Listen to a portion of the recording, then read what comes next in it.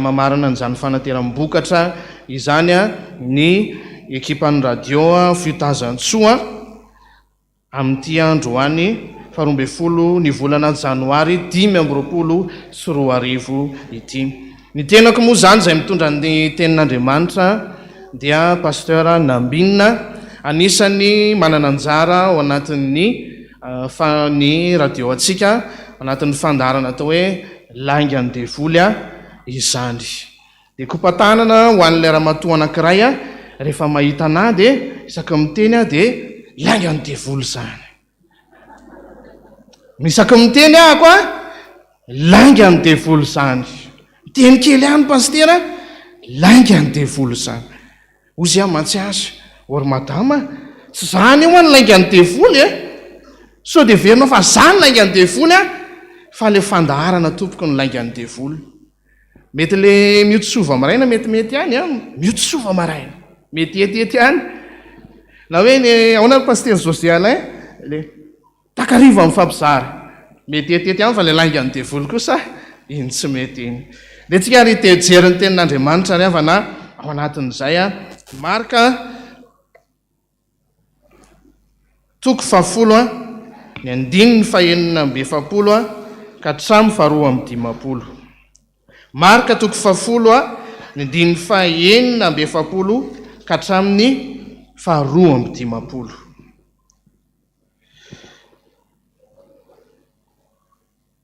Misy Marka ve ny baibolinareo?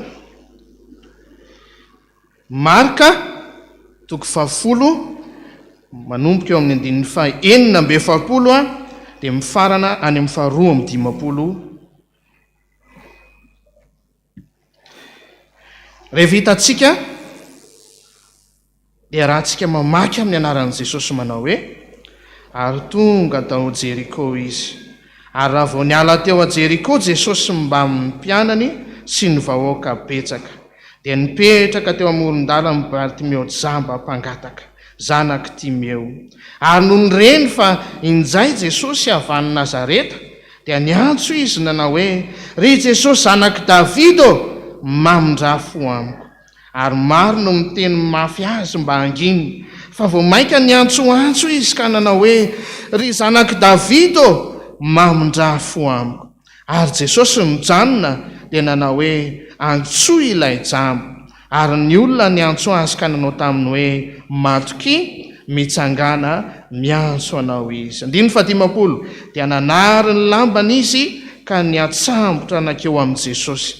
Ary Jesosy namaly azy hoe inona no tianao ataoko aminao? Ary hoy ilay jamba tamin'ny rabony ao ny mba hampahiratana ny masoko. Ary hoy Jesosy taminy mandeha any ianao, ny finonao no efa namonjy ianao. Dia naniratra niaraka tamin'izay ny masony dia nanaraka any Jesosy teny an-dalana izy. Amen. Ray masino manamasinana amin'ny fahamarinana,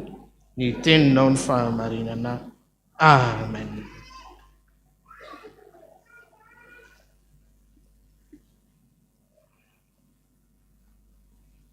Tantara kely avy hatrany ry havany mety hisariana ny saitsika. Ndray andro ony nyresaka hono zany ny vava sy ny sofina sy ny maso. Iza nyresaka? Nyresaka hono zareo ndray andro. Dia hoy zao ny vava, ory zalahy, tokony atao mpanjaka mihitsy ahako, satria zany tena miasa indrindra amin'ity vatany ity. Za mihitsy ny tokony atao mpanjaka, ozy ny vava. Mba eritreretinareo tsara anie, raha tsy misy ahy dia tsy mihinana ny vatany, raha tsy misy ahy tsy misotro ny vatany. Eo amin'ny alalako no isotrona ny rano sy nanana sakafo. Ary mbola tsy zay ihany, raha tsy misy anahy dia tsy miteny mihitsy io vatany io. Tokony atao mpanjaka zany. Ozy ilay vava. Tsatsaingo ka ny sofiny. Dray, ok tsy attention. Zany tokony ho mpanjaka satria zany tena manana asa sarobidy indrindra eto amin'ny vatana ozy ny sofina. Fa inona moa zany tena asanao ozy ny vava sy ny maso. Za mihitsiny zany tena miasa mafy satria raha tsy misy anahy tsy maheno ninina mihitsy ny olombelona. Za zany ny tokony atao mpanjaka ozy izy ny sofina, fa za no miasa mafy indrindra. Betretrana tsara hoe misy accident miala vandra vao tsy maheno anie ny sofina ahoana moa nitsoahan'ny olona amin'izany? Maty ny olona raha vao tsy misy anay. Ny sofina ny tokony atao mpanjaka. Tsatsainiko andray maso ry havany. No. Tsy hoe metisy ve ty maso ty vatra miteny vazaha izy. Sa hoe masom-bazaha ve izy ty? No. Za ny tena miasa indrindra.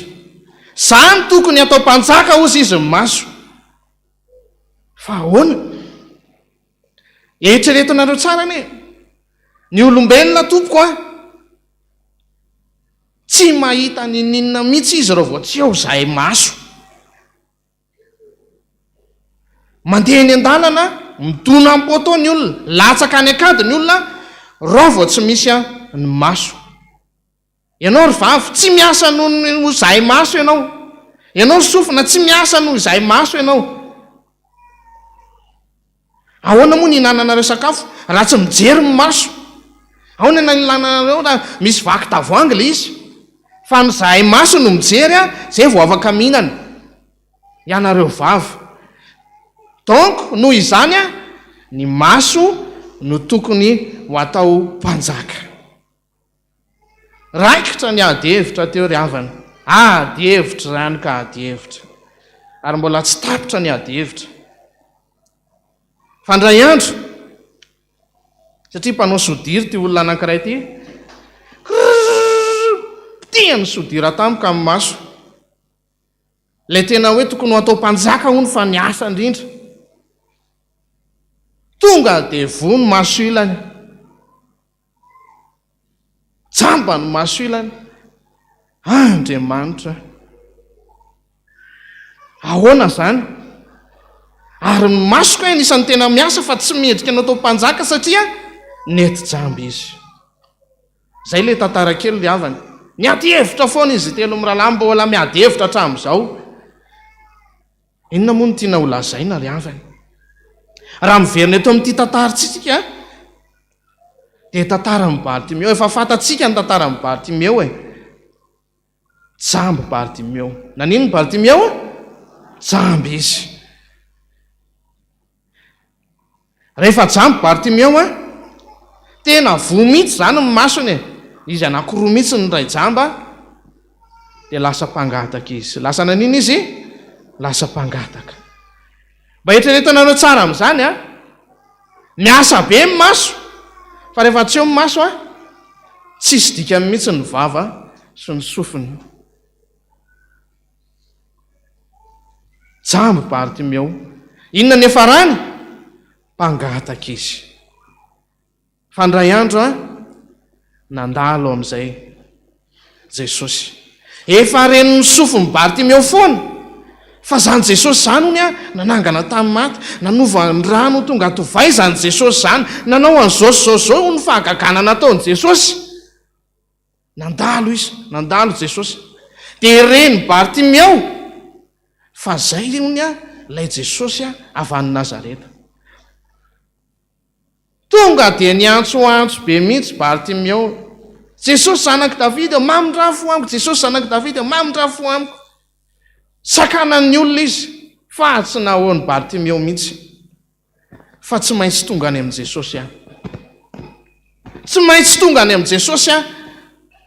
dia reny Jesosy ihany le izy. Rehefa reny Jesosy dia natsoa le jamba ozy izy. Tonga teo anatrehan'i Jesosy amin'izay. Inona ny zava-nisy? Ozy Jesosy inona ny tianao ataoko aminao? Dia ozy Bartimeo mba hiratany masoko ozy izy. Dia ozy izy Jesosy hoe ny fononao ozy izy ny nahavonjy anao nahiratra Bartimeo. Zay le tantara ry havany. Mbola ny adihevitra foana ny vava sy ny masony sofina hoe iza no atao mpanjaka, iza no atao mpanjaka. Fa rehefa vony anankiray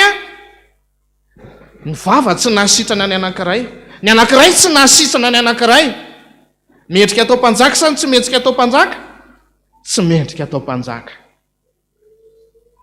Fa lanay nahasitrana ny maso ry havany. Iza no nahasitrana ny maso? Iza zany no tokony ho mpanjaka? Iza no tokony ho mpanjaka?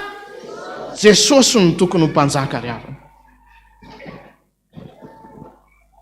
Za zao anisan'ny kelikely maso dia rehefa mitsiky taloha dia somary lasa ohatran'ny fil kely eo. Dia ozy le tovovavy anankiray, tiako be maso ny lahy. Ay, marina ve ho fa rehefa nijery telefônina teny foana, pasteur, mijery telefônina teny foana, mijery ordinateur, lasa nisy an'ity. Tanareo ty, nouveauté ty tompoko. Nisy solomaso. Tsy azo ireharehana tompoko ny fananana maso, na fananana vavo, na fananana sofony. Nenay norme international ny sofinay. Nenay pasteur zao somary rangaranga. Tsy misy azo itokisana tompoko na maso, na ny vava, na ny sofina, fa iza ny azo itokisana? Jesosy le navita napiratra ny maso lefa jamba tompoko izy no mpanjaka. Vokatry ny radio zao, mba te-paheran'reto ekipan'ny radio reto satria tamin'ity fotoana ity i Bartimeo jamba dia ny sofina no nampiasainy. Na dia tsy nahita aza ny maso tamin'izany, dia inona no nampiasainy? Sofina no nampiasainy. Sofina fotsiny no nampiasainy ampinahafantarany an' Jesosy zany. Na dia tsy eo zany ny maso afaka mandray an' Jesosy sa tsy afaka?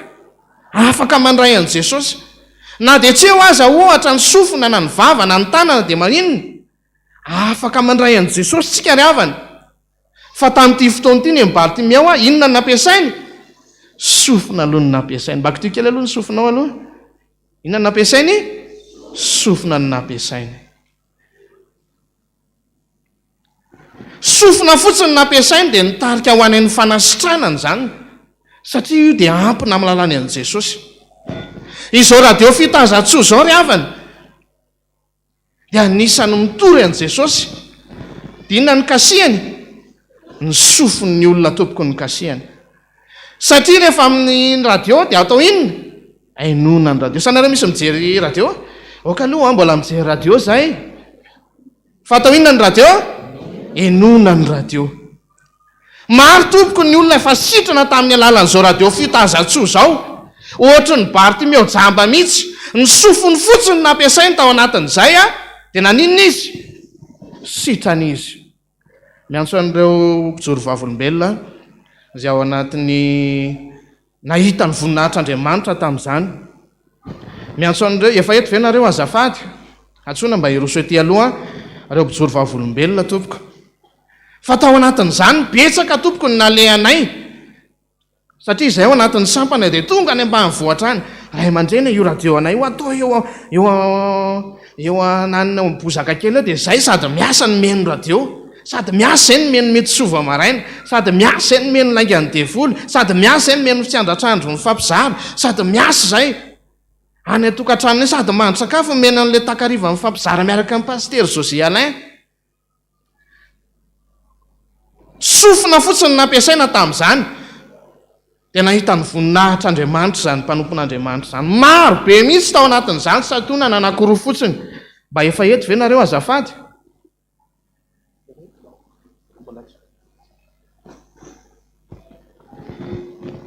Mangatana tompoko ireo mpijoro vavolombelona rehefa eto azafady.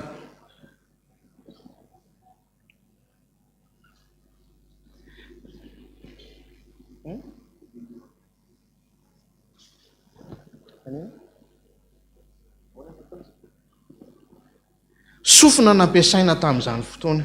Sitrana ny jamba. Afaka andraisana an' Jesosy ny sofina. Maro be mihitsy nefa nahita ny voninahitr'Andriamanitra. Ireo mpijoro vavolombelona moa zany mbola tsy eto dia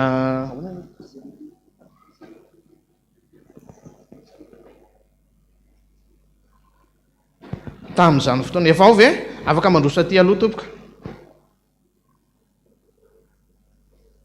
rehefa ao a dia afaka mandrosa ty aloha reo ijory vavolombelona tamin'ny vokatra azon'izao radio zao tamin'izany fotoana zay narariny zaza vao telerinandro mondra tamin'izany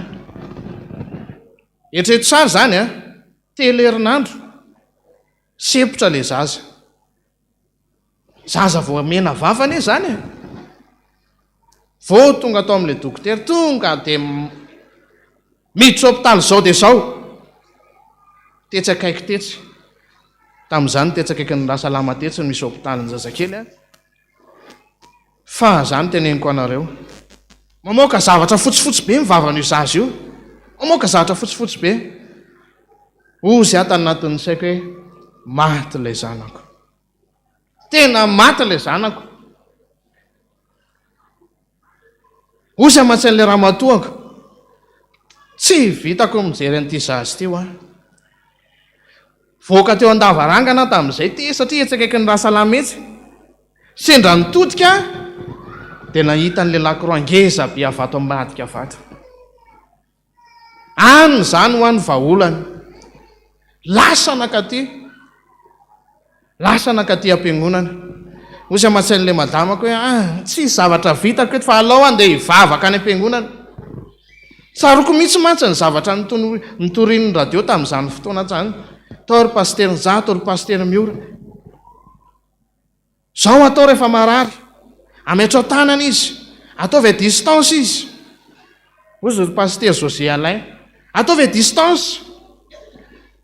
zay rehetrarehetra ny eniko tao amin'ny radio tamin'izany dia nampiariko nandohalika teo amin'ny altara natao ny a distance tamin'izany natao ny fibebahana tamin'izany zany ny zava-nisy ry hava ny alaina io ny zaza io ozy le dokotera tena fa ratsy be ozy izy ny atahan'ity zaza ty fa za zay rehetrarehetra eniko tao amin'ny radio dia tena nampiariko daholy fanena tetsy amin'ny pasterin-jato tetsy amin'nitsy teo amin'ny tohatra teo ary raiso ny tanako pastera tsy navelako mikasika ninina ny tanako fa ty to dia apetrako any amin'ny lohany zanako ny azakazaka miverina anakany napetrako teo amin'ny lohan'la zanako fa tao alohan'izay nisy an'le nisy mpiandry any rola tao dia nanatona azy rehefa avy mitombany teo amin'ny altara teo raha aman-dreny marary mafy ny zanako efa mialaina ohatrsaotraotra zao tsy hitako tsony zay tenenina ainao rehefa tena tsisy zavatra tenenina tsony rehefa tena mafy ny mahazo anao tsisy zavatra teneninao tsony tsisy mandeha an'izay lohan'ny tsony na zavatra lehanao na zavatra jerenao fa mafy zany ry havana fa tena nampiatra zay ny tenenina tamin'izany iozy le ray aman-dreny hoe nataony a distance ataony a distance nataony a distance lasako fanenan'ny pastera njato tetsy napetrako tany ny tanako zay nandray amin'ny tanan'ny pastera fotsiny tonga dia teo amin'ny lohan'la zaza herinandro alohan'ny paky io tamin'izany herinandro alohan'ny herinandro masina tamin'izany tena tonga tao nametrahana n'io tanan'io teo fotsiny tamin'izany fotoana zany nanomboka nesitrana dia ozy le dokotera anankiray hoe fa ahoana koa ary ny nahasitrana n'ity zaza ity zaza mialaina veranga dia tokony ho sitrana fa nanomboka sitrana tamin'izany fotoana zany le zaza dia ozy le dokotera anankiray sy raha misy ny mirakla dia mivoaka ato fa miteny aminareo atompoko fa misy ny mirakla misy ny fahagagana fa ozy le dokotera lehibe tao hoe tsy nisy tsony ozy izy ny aretina azo amin'ity zaza ty fa tsisy tsony ny aretina ozy izy mahazo ny voaka somatsary anareo mialaina sitrana avy eo zany ny zava-nisy ry havany vokatra ny fenona n'ity radio fitazatsoa ty efa eto ve le mpijoro vavolombelona zafady ay mangataka anareo ary a mba hiakatra tompoko mba hiroseteo anoloana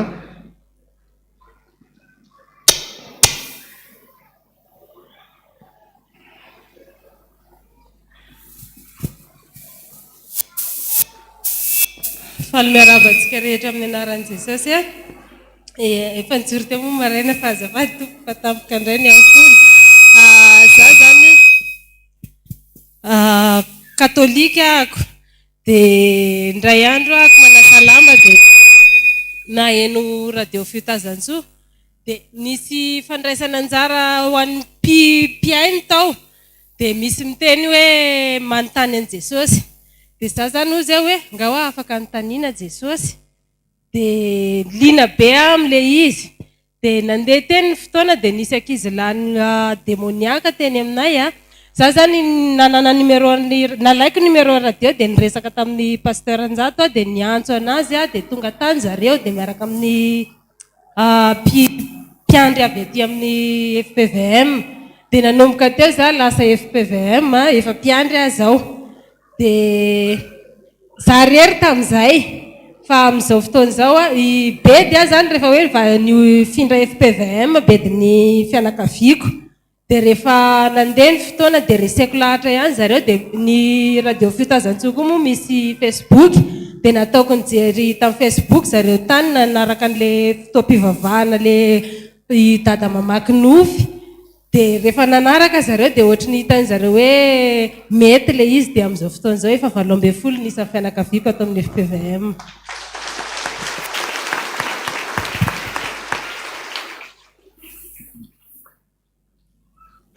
Ombako manana ny fiarabana ho voninahitry Jesosy zany nijoroany tamin'ny alalan'ny radio Fiotazantsoa zany natongavako teto amin'ny FPVM tsy nafantatra akory ny zefisiny FPVM fa noho ny radio Fiotazantsoa dia najoron'i Jesosy eto androany zay any lavitra be any amin'ilay antsoina hoe Akadinandriana ambany vohatra be zany no mipetraka na mpianatra ny natongavako tany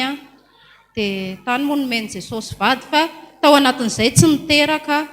nandritry ny teo amin'ny 4 taona teo za tsy nety niteraka fa nisy zavatra narary tao amin'ny kiboko tao dia ireo ekipan'ny radio Fiotazantsoa rehetrarehetra reo tarian'ny Talentsoa no nasain'i Jesosy nanao asa tany aminay tany amin'ilay ambany vohatra mihitsy dia tany mory zareo voafatotra ny tanàna fa misaotra an'i Jesosy misaotra nyreto ekipa rehetrarehetra reto nanatanteraka ny asa tany dia amin'izao sitrana soamantsara dia na zazakely patrotro kely azafady mba ho hitan'ny olona ilay vokatra ataovy mafy ny tehaka antsika ho an'i Jesosy zay zany ry havana ny vokatra ny fiasan'ny radio atsika inona ny nampiasaina sofina fotsiny ny aino dia nahita ny voninahitr'Andriamanitra zany ny zava-nisy ry havana ary tsy angano zany fa tena voninahitr'Andriamanitra mihitsy no niseho zany manambara fa miasa ny Jesosy dia tena miasa ao anatin'ny radio Fiotazantsoa miasa izy dia tsy misy mahasakana be dia be mihitsy ny mpizory vavolombelona fa reny ihany moa zany no nitsongaina ary reny ihany no tonga androany fa manaraka mbola maro pasteur angamba pasteur Njato no hoentintsika ao amin'ny radio ao dia hoentinay eo dia ampijono vavolombelona hoenotsika ny amin'izany hoe inona avy ny vokatra nentin'izao radio zao fa marina foana ny teny hoe be ny vokatra ny mpiasa no vitsy amin'ity taona ity ry havana ny afatry Jesosy tamin'iny voalohan'ny taona iny dia hoe taona ny fananganana ny rava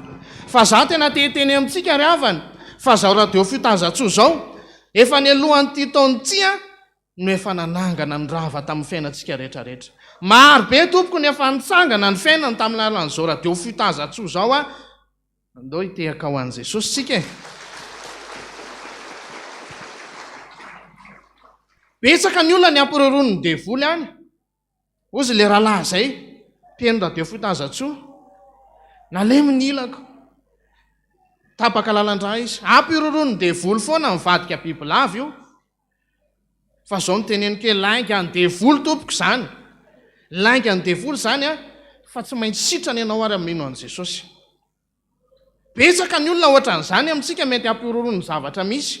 Tsy haiko inona zao ny zavatra misy eo aminao, trosa ve? Mampiororo anie ny trosa e. Avy mipitaky trosa avany gadrainay ianao. Mampiororo ny zavatra misy na ny aretina ny rehetrarehetra fa lainga ny devoly zany. Amaranako an'izady a, misy fanentanana kely. Taloha nisy fitenenana zay hoe, doy e, sady manitsaka tany kely. Doy e, sady mangarika ohatra n'izao. Fa zao androany a, aleo le doy ho vaitsika hoe lainga ny devoly zany. Ao a, isa roa telo ary hoe sady manitsaka tany, lainga ny devoly zany. Zao ary anonona zavatra eto. Fa samy miteny, androany masahy miteny fa lainga ny devoly zany. Miteny dia mamalinareo. Aretina tsy mety sitrana. Trosa tsy mety voaloha.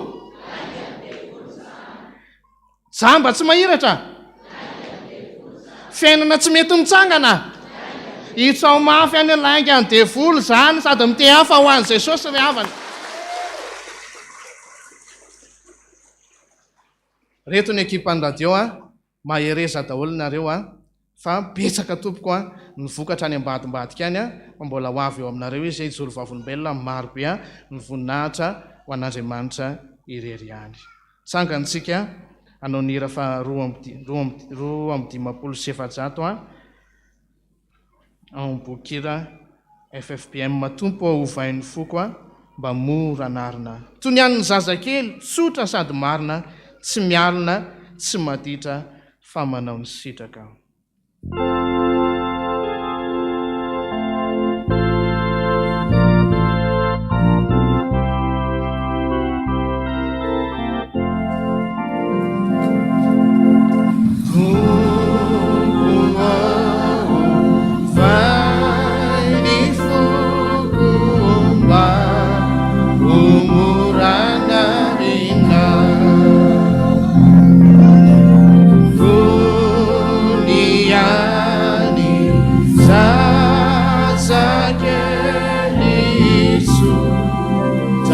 Sadi marina, tsy mialina, tsy mialina, tsy maditra fa manao ny sitraka. Tsy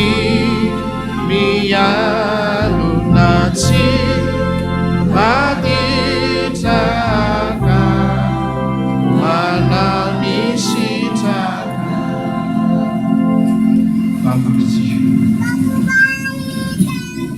nahoana tokoa Jesosy manany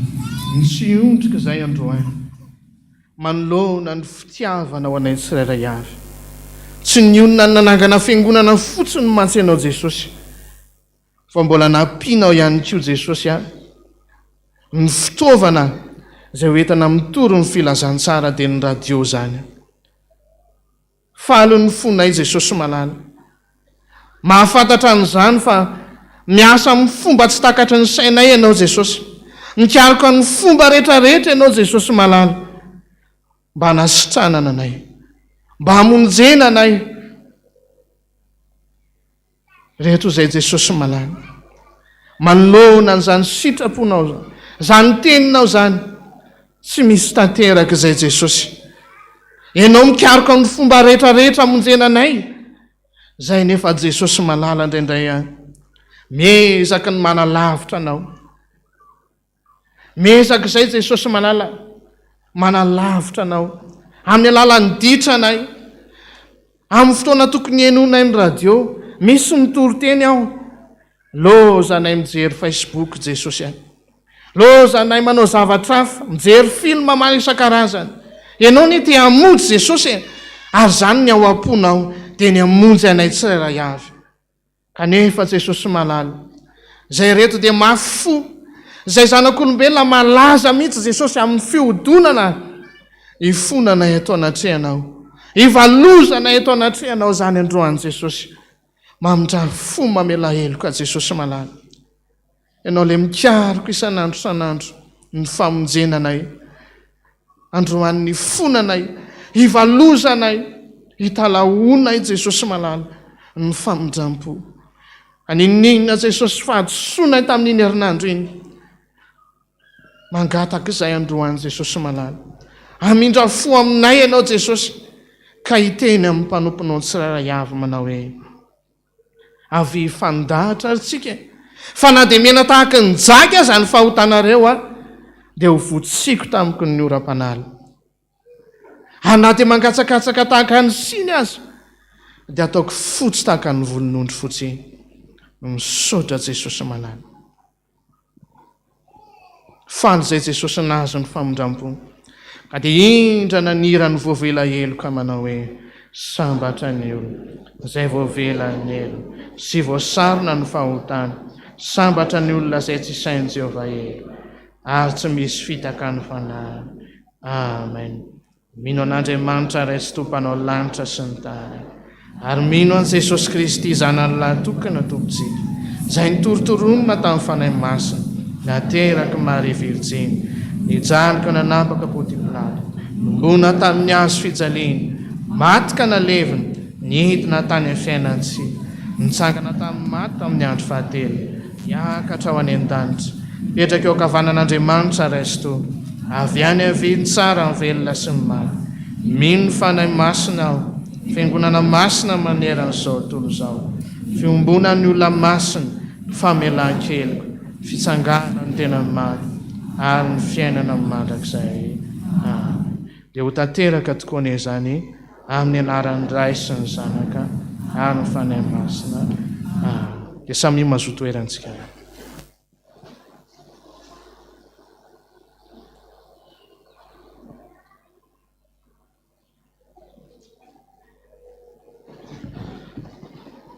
Dia faly miarabantsika amin'ny anaran'i Jesosy Kristy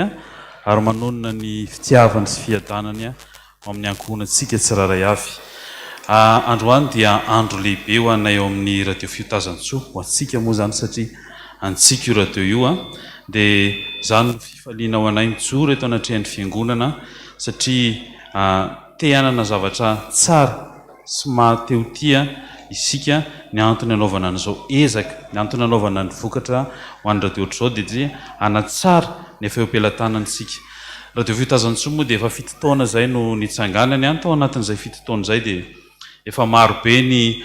zavatra vita, efa marobe ny lalana naleha, efa marobe ny zavatra efa nataontsika tao anatin'izay dia isaorantsika an'i Jesosy ny taridalana sy nitarika antsika nandritra n'izay fotoana rehetrarehetra izay tonga soamantsara amin'izao. Tsy mety mitsahatra nefa ny asa satria mitohy foana, misy fanatsarana tokony atao foana satria mbola maro ny olona izay tsy maheno tsara ary mbola tsy mandray an'izany radio zany any amin'ny tokantrano. Dia zany no ezakezahantsika mba anatsarana andro amanala izany radio Fiotazantsoa izany. Radio Fiotazantsoa dia fitaovana iray izay eto amin'ny FPVM entina hitoriana ny filazantsara. Izay ao dia mametraka hoe fampihoronana ny fanahy, zany no tena isan'ny zava-dehibe mba tena olona ao amin'i Jesosy Kristy isan'andro tsika satria isan'andro mifandray ao. Faharoa dia fanabeazana ny radio Fiotazantsoa izay any anatin'ny taratasy irahana amin'ny fanjakana moa dia isan'ny radio atsika dia taratasy ny radio atsika dia radio fanabeazana, fikolokoloana mba olom-banona. Ary ao ihany koa ny fialamboly satria misy fialamboly atao ihany ao anatin'izany radio zany mba tsy hiviliantsika ny amin'ny zavatra hafa, mba tsy hainy amin'izao tontolo izao tsika ny miala voly. Dia misy zavatra mahasoa maro be ifampizaran'ny ankizy ao anatin'izany radio Fiotazantsoa zany isan'andro manomboka amin'ny 5 ora sasany dia efa misokatra ny fandaharana na rahantsika amin'ny maraim-pitahiana. Dia maro be ireo mpitandrina miara-miasa amintsika ao anatin'izay. Amin'ity taon'ity moa dia isiova kely satria raha reto mpitandrina anankifito reto no nitarika atao isan'andro amin'ny maraim-pitahiana dia hitombony isan'izy ireo satria marobe koa nifanomezam-pahasoavana eto amin'izao fiangonana malalantsika izao dia hitombo kely iovaova zany ny maraim-pitahiana rentsika isa-maraina dia petrakantsika amin'i Jesosy fa andalana mpanovanana izany moa zahay izao. Ao maraim-pitahiana misy an'ny pasteur Iraka Alain, misy an'ny pasteur Iraka Tantely, misy an'ny pasteur Iraka Iary, pasteur Iraka Yantra, pasteur iraka Jemima, pasteur iraka Romi, ary pasteur iraka Noelitsoa. Izy fito menadaro zany no nitarika antsika nandritra an'izay enitaona nisiny maraim-pitahiny izay, dia ankasitrahana izy ireo noho ny amin'ny fahasoavana izay zarainy isan'andro isan'andro ny fahazavana hoentiny ao tokantranontsika isan'andro. Dia misy ihany koa ny alim-pitahiny izay fotoana iarahantsika amin'ireo mpitandrina indray isan-kalina alohan'ny atorintsika, dia misy fiaraha-mivavaka mba atory am-pilaminantsika sy miaraka amin'i Jesosy. Dia misy an'ny pasteur Iajo ao, pasteur Rado, pasteur Sylvia, pasteur Nirina, pasteur Frida,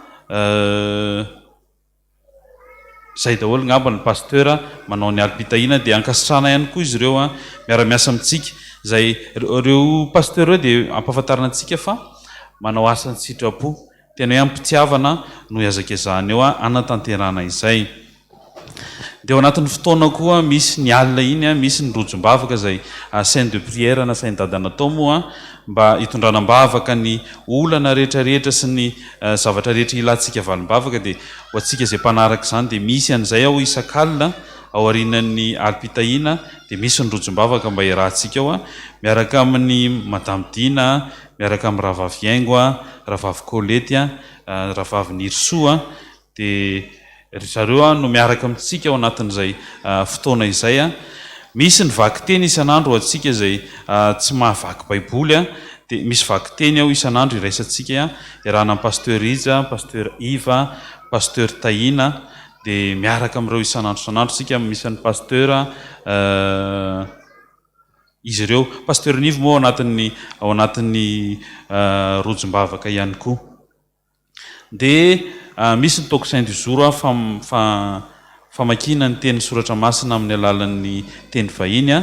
Dia misy any Rahavavy Mianta sy Rahavavy Miantsa, izy mirahavavy zany miandraikitra amin'izany. Teo aloha moa ny teny frantsay izy, zao izy lasa navadika teny teny anglisy satria efa tapitra ny famakina. Dia ndao mba asitsika teny anglisy satria ny tanjonay koa dia mandroso isika raha nanatrika ny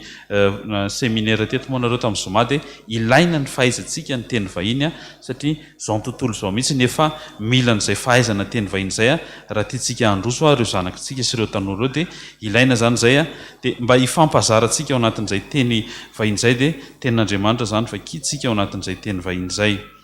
Misy fotoana lehibe koa isan'andro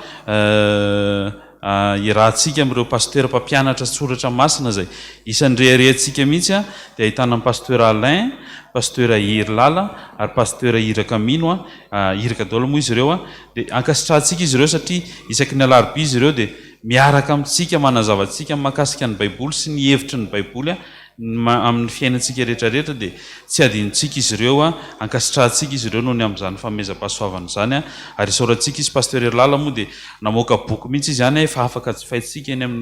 amin'ny espace eny. Misy boky izay hoe baiboly indray mijery, fanazavana n'io fampianarana io zany. Dia efa afaka jerentsika zany, isan'ny vokatra teto amin'ny radio daholo izay rehetrarehetra izay.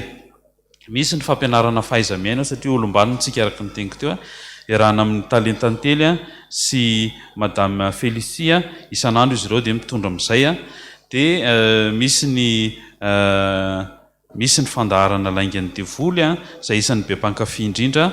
iarahantsika amin'ny ray aman-dreny ankoatra ny pasteur Njato sy pasteur Mura izay mpandrindra ny fandaharana. Dia misy an'ny pasteur Eugène ao, misy an'ny pasteur Nambinina izay mitarika sy ny toro teo, misy an'ny pasteur José Alain, pasteur Herzou, Rahavavy Eveline, Rahavavy Erika. Zareo ireo indray zany isan'andro mamolavola inona indray no laingan'ny devolony dia ho pitsirintsika eto ampahafantaritsika ny fahamarinana zany baiboly zany mba handehanantsika amin'ilay lalana izay nisoritan'i Jesosy. Dia ankasitrahantsika izy ireo noho ny amin'izany. Rehefa sabotsy dia mahafinaritra be koa. Aoriana kely moa mbola anao ezaka tsika mba hisy ho an'ny resa-behivavy, fa ny amin'izao aloha resadresa-dehilahy ao iarahana amin'ny pasteur Mahefa sy Rahalahy Jaune izay miresaka momba ny tokantrano. Dia miresaka ny toetratsika lehilahy sy ny zavatra tokony ho ataontsika lehilahy. Manoro hevitra ny vehivavy ihany koa izy ohatr'izao ny zavatra tokony atao. Mampianatra miresaka isa tokantrano hoe ohatry ny ahoana zany mitondra tokantrano zany. Dia ampianarina ny hevitry ny baiboly sy ny zavatra tokony atao mba voninahitra an'Andriamanitra ny tokantranontsika tsiraray avy. Ny mameno azy dia ny ankizy tsy adino fa misy fandaharana ho an'ny ankizy ao, misy hoe ankizara. isaky ny alarobia riva sy isaky ny sabotsy maraina iarahantsika mizoko felana sy zoko lalaina izy miravavy no mikarakara sy manangona andreo ankizy be da be afaka misoratra anaranao amin'ny radio tsika raha mananjanaka tiatsika andray anjara ny amin'ny resaka ankizara dia afaka mandray anjara ao anatin'izany fotoana ho an'ny ankizy zany mahafinaritra kely miaraka amin'ireo ankizy ireo ao anatin'ny fotoana zany mety misy tsy voatanisako fa zay ngamba izy amin'ny ambangovanginy ao amin'ny radio moa dia misy ny efa piasa fixa dia misy ny bénévolat zay maro dia maro koa ny ankizy miaraka ao anatin'izany bénévolat zany zany hoe manao an-tsitrapo ny asan'Andriamanitra ao anatin'ilay izy ny zava-dehibe annonceko eto koa dia ny amin'ny radio moa dia isan'ny mampiavaka ny hoe radio dia ny tantara manomboka izao zany manomboka rapitso dia anaraka ny tantara indray miseho tsika tsy indray miseho tantara mitoy mbola tsy vonona ny tantara indray miseho fa ny tantara mitoy izay ho fitoriana ny filazantsara sy ampahafantarantsika an'izany fiainana kristiana zany dia anaraka izany tantara izany tsika isakariva isaka toandro amin'ny 12 sasany no anarahantsika an'izay dia asitsika famerenana kely ny ariva dia rehefa lahaditsika manaraka manontolo anazy ho atsika izay tsy afaka nanaraka zany tao anatin'izay dia anaraka an'izay tantara zay tsika izay isorako amin'ireo mpiara-miasa satria manana zanaka tsika eto fiangonana manana talenta efa miasa sy mpanao tantara ny amin'ireny radio ravavy ireny fa nanapa-kevitra izy ireo mba hoe mba ny kristiana amin'izay dia tantara kristiana no velomitsika dia manasantsika rehetrarehetra zany iaino ny radio fihodazantsoa makasitraka antsika rehetra ny amin'izay faharoa dia ho teneny kely inona ny ezaky ny radio amin'ity taona ity ny radio dia manana eritreritra hoe apiditra mpanao solaire hitondrana an'io radio satria hitantsika fa efa mahery vaika ny délestage raha ny délestage teo aloha talohan'ny andro fety reny dia lavalava ny délestage tamin'ireny nefa ny groupe électrogène atsika eto veloma noho ny amin'ny radio fotsiny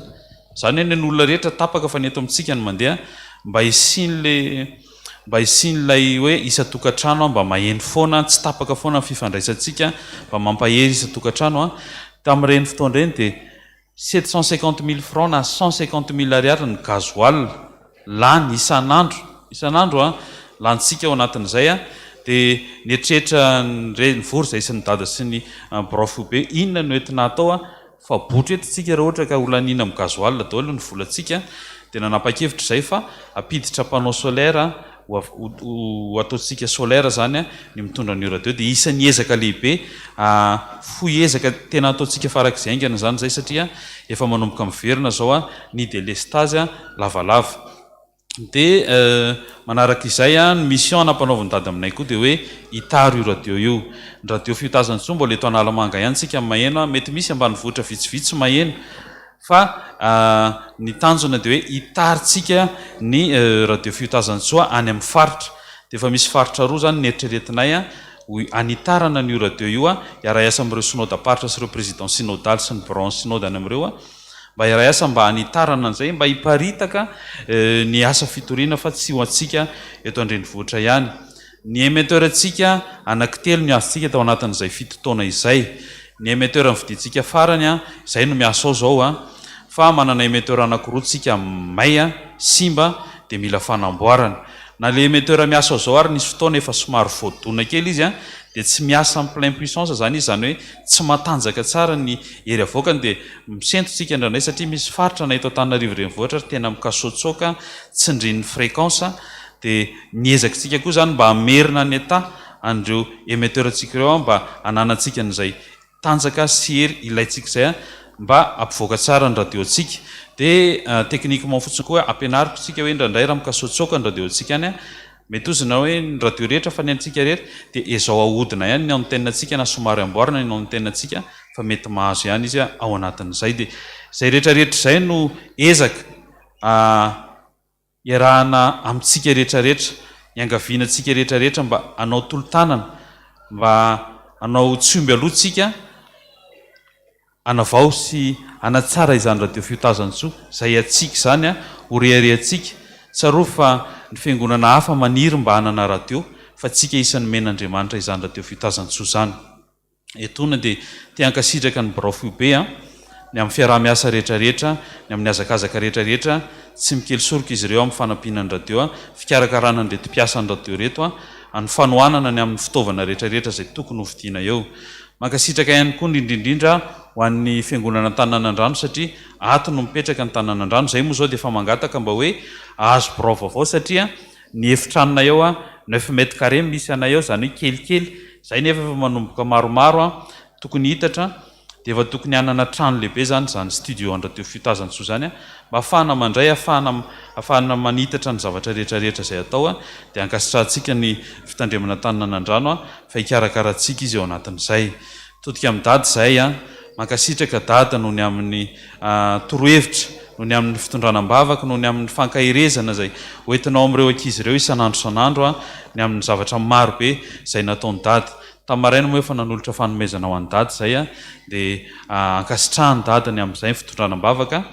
dia mitodika amintsika rehetrarehetra fiangonana hoe hoetam-bavaka ny radioantsika fa io no sabatra entintsika andresena ny asan'ny satana io ny fitaovana entintsika hitaritana olona maro any an-danitra ary io no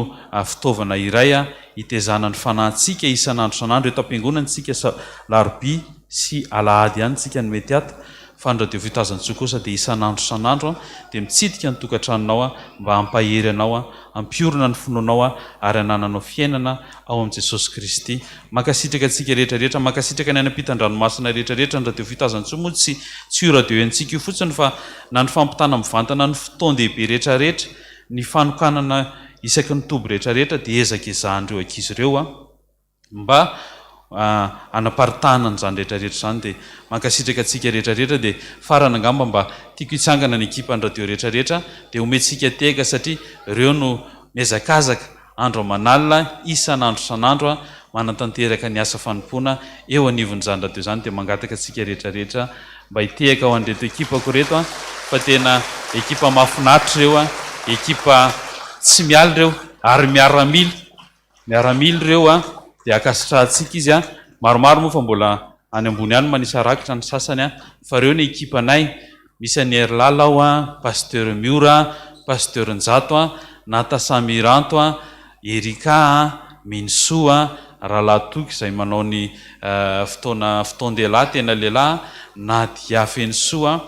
i Mialy Soa ary tsy tazako ny tariny mankasitraka anazy ianjara soa zay entsika ny feoany tsara feo be ao anatin'ny Mitsova maraina dia pasteur José Alain Tarinato soldat io soldat an Jesosy tsy miala io miaramilan Jesosy ireo dia akasitrahantsika ireo dia tamin'ny herinandro iny tsika nanentana nanao séminaire zay teto ho an'ny tanora satria zava-dehibe zany tanora zany ho an'ny dada raha natadidina ireo tamin'ny 50e dia nijoro vavolombelona izy tao andro vangofavana izy vao niditra tao dia izy ny tanora dia ho anay radio zay zavatra nylalovany dadantsika io no zorantsika dia ny anay koa ny tanora azakaka nareo fa misy fandarana ho an'ny tanora ndraindray mety tsy dia azoazontsika ray aman-dreny fa ho an'ny tanora reny dia ankasitrao daholo zay zavatra rehetrarehetra ao ifonana koa nefa raha mety misy teny mandratra kely ndraindray na mety misy teny tsipalitra kely fa olombelona ireo fa isaorantsika izy ny amin'ny azakazaka rehetrarehetra dia arabaina raiky izy malala dia amin'izao mazao tsika satria betsaka ny nangataka tafaresaka tamin'ny dady zay dia nangataka zany mba ho averina ny fampianarana tamin'ny tsy ho averina fa ho tohizana ny dinidinika tamin'ny alakamisy teo mahakasika ny tanora sy ny tokantrano sy ny fitiavana satria nisy loha hevitra ny taritinay teto tamin'ny lakamisy hoe manao ahoana ny fahenotsika ilay afatra Jesosy nentiny dada teto hoe ry tanora ny tanànan-drano ry tanora ny FPVM rahaka vady dia olona mitovy finoana amin'ny tena ihany ho alaina vady mba tsy isiany problème dia izany isiany ady-hevitra zany dia ho aveto dada mihitsy no aveto hiaraka hifanakalo hevitra amintsika eto zany tsy misy hoe aneo hevitra zay fa ianareo no maneho hevitra dia mamaly ndray aman-dreny aty aloha dia anasanantsika rehetrarehetra ho tonga amin'ny alakamisy am'roa mbola nentana moa dada rehefa aveo dia ankasitrahana ny afatra ifarany dia ozy zay hoe taonany fananganana andravo ty ny FPVM dia entité anangana andravo fa itsika tsiraray no atao hoe mpanamboatra andrava dia andaotsika rehetrarehetra ifanometanana anamboatra andrava ary ho taona any amin'ny farany taona any tsika dia hiaraka hiteka ho an'i Jesosy fanavitana nangana andrava maro be voninahitra ho an' Jesosy rery any. Amen. Misaotra tompoko. Manao na daholo tsika rehetra tompoko. Salama tsara. Zagany an-tanana zay nahita soa tamin'izany radio tonga dia efa nisy nanangana sady mbola tsy fantany akory le ho antany. Zagany an-tanana zay olona milaza fa nahita soa tamin'ny radio 105.6 FM. Sangany daholo hoe saotra tompoko asio tehaka ho an'i Jesosy ary zany. Misy mampalahelo kely any ho aho amin'ny radio, zany pasteur José Alain fa tsy José Ale zany. Faharoa manaraka an'izany a, ndraindray lazainareo tsy mifanaraka ny sary sy ny feo, za le izy ny feo anay sy pasteur Anjato midobodoboka fa za zao hitanareo velindrirana tsara tarehy be zao. Sy tehaka raha hitanareo fa mba tsara ihany. Nahitana soa ny onjam-peo a. Reto misy fijorona vavombelona maro fa ohatrany nisy milaza mantsy ve le tamin'ny maraina ihany ve misy teo. Tsy ho tany saiko maro izy reto satria tsy eto Madagasikara ihany a fa hatrany andafy. Any andafy a ny akamaroan'ny olona any dia tsy mahita fianarana, tsy mahita fa manovo fianarana amin'ny alalan'ny radio Fiotazantsoa. Tena io no ianarana. Maka an'ireny hoe ameo pataletso ny fampianarany dada makasika an'izao fampianarany pasteur Alain Samuelson sy pasteur izy koa moa le rehefa alarobia reny pasteur Mino sy pasteur Alain sy pasteur Hery. Dia reny no alaina dia alefa makany amin'izareo any mba ame polikopy kelyn'ilay makasika ny fanapahana ozina hoe zay fa tena liny dia alefa any amin'izareo any. Io zany ny anarana. Misy taona ary izahay maromaro vitsivitsy eo amin'ny 20 eo 30 eo dia manao an'ilay fricole. Dia nisy taona tany Tomasina dia tena adiny roa sasany mampianatra an'izareo fotsiny. Tiany atao hoe fanapahana ozina, retony atao hoe zao sy ny rehetrarehetra. Faly be ry zareo. Nisy nanapaka ozina zao vao tamin'ny Fakimaly niasana tamin'ny herinandro voninahitra ho an'ny tompo fa lasany Maorisy izy mirahavavitsika amin'teny zao. Zany ny voninahitra ho an'ny tompo amin'ny alalan'ny fisian'ny onjam-peo zany. Marina be mihitsy tsy lahiten'ny dada ary amafisiko etony hoe aza mita rano raha nambady ihany. Nisy olona tato amintsika nanambady olona tany amin'le Yaosoa. Fa mitomany le ranabavy fa za pasteur tsy avelany mivavaka. Tena tezitra mihitsy ary zao ny zavatoza io Jesosy ivavahanareo dia tevoly izy io. Zay mihitsy ny fampianarana any ary tsy mahazo miditra am-piangonana n'aiza n'aiza. Manasa anareo amin'ny zoma fanavoazana sy fampirenana amin'ny zoma zao fa ho avy eto dada tena mpianatra antsika rehetra hoe ahoana tsara inona ny tokony ho fantatra mahakasika an'izany rehetrarehetra izany mba tsy hisy hoe any anaty tokantrano amin'izay vao hiara-paoriana.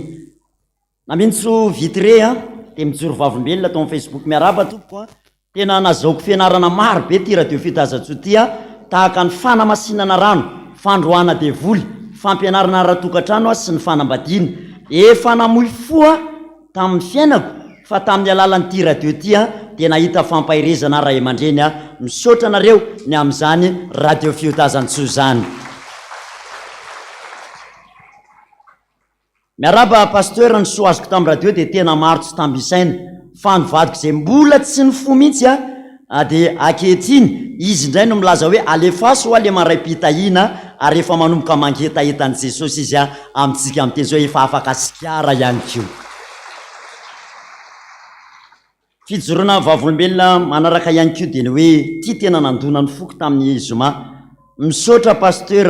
misaotra an' Jesosy fa alohany nafatesan'ny anadahako ny zoma talohan'ny Noely mbola nieny ny fampianarana fampibebahana izy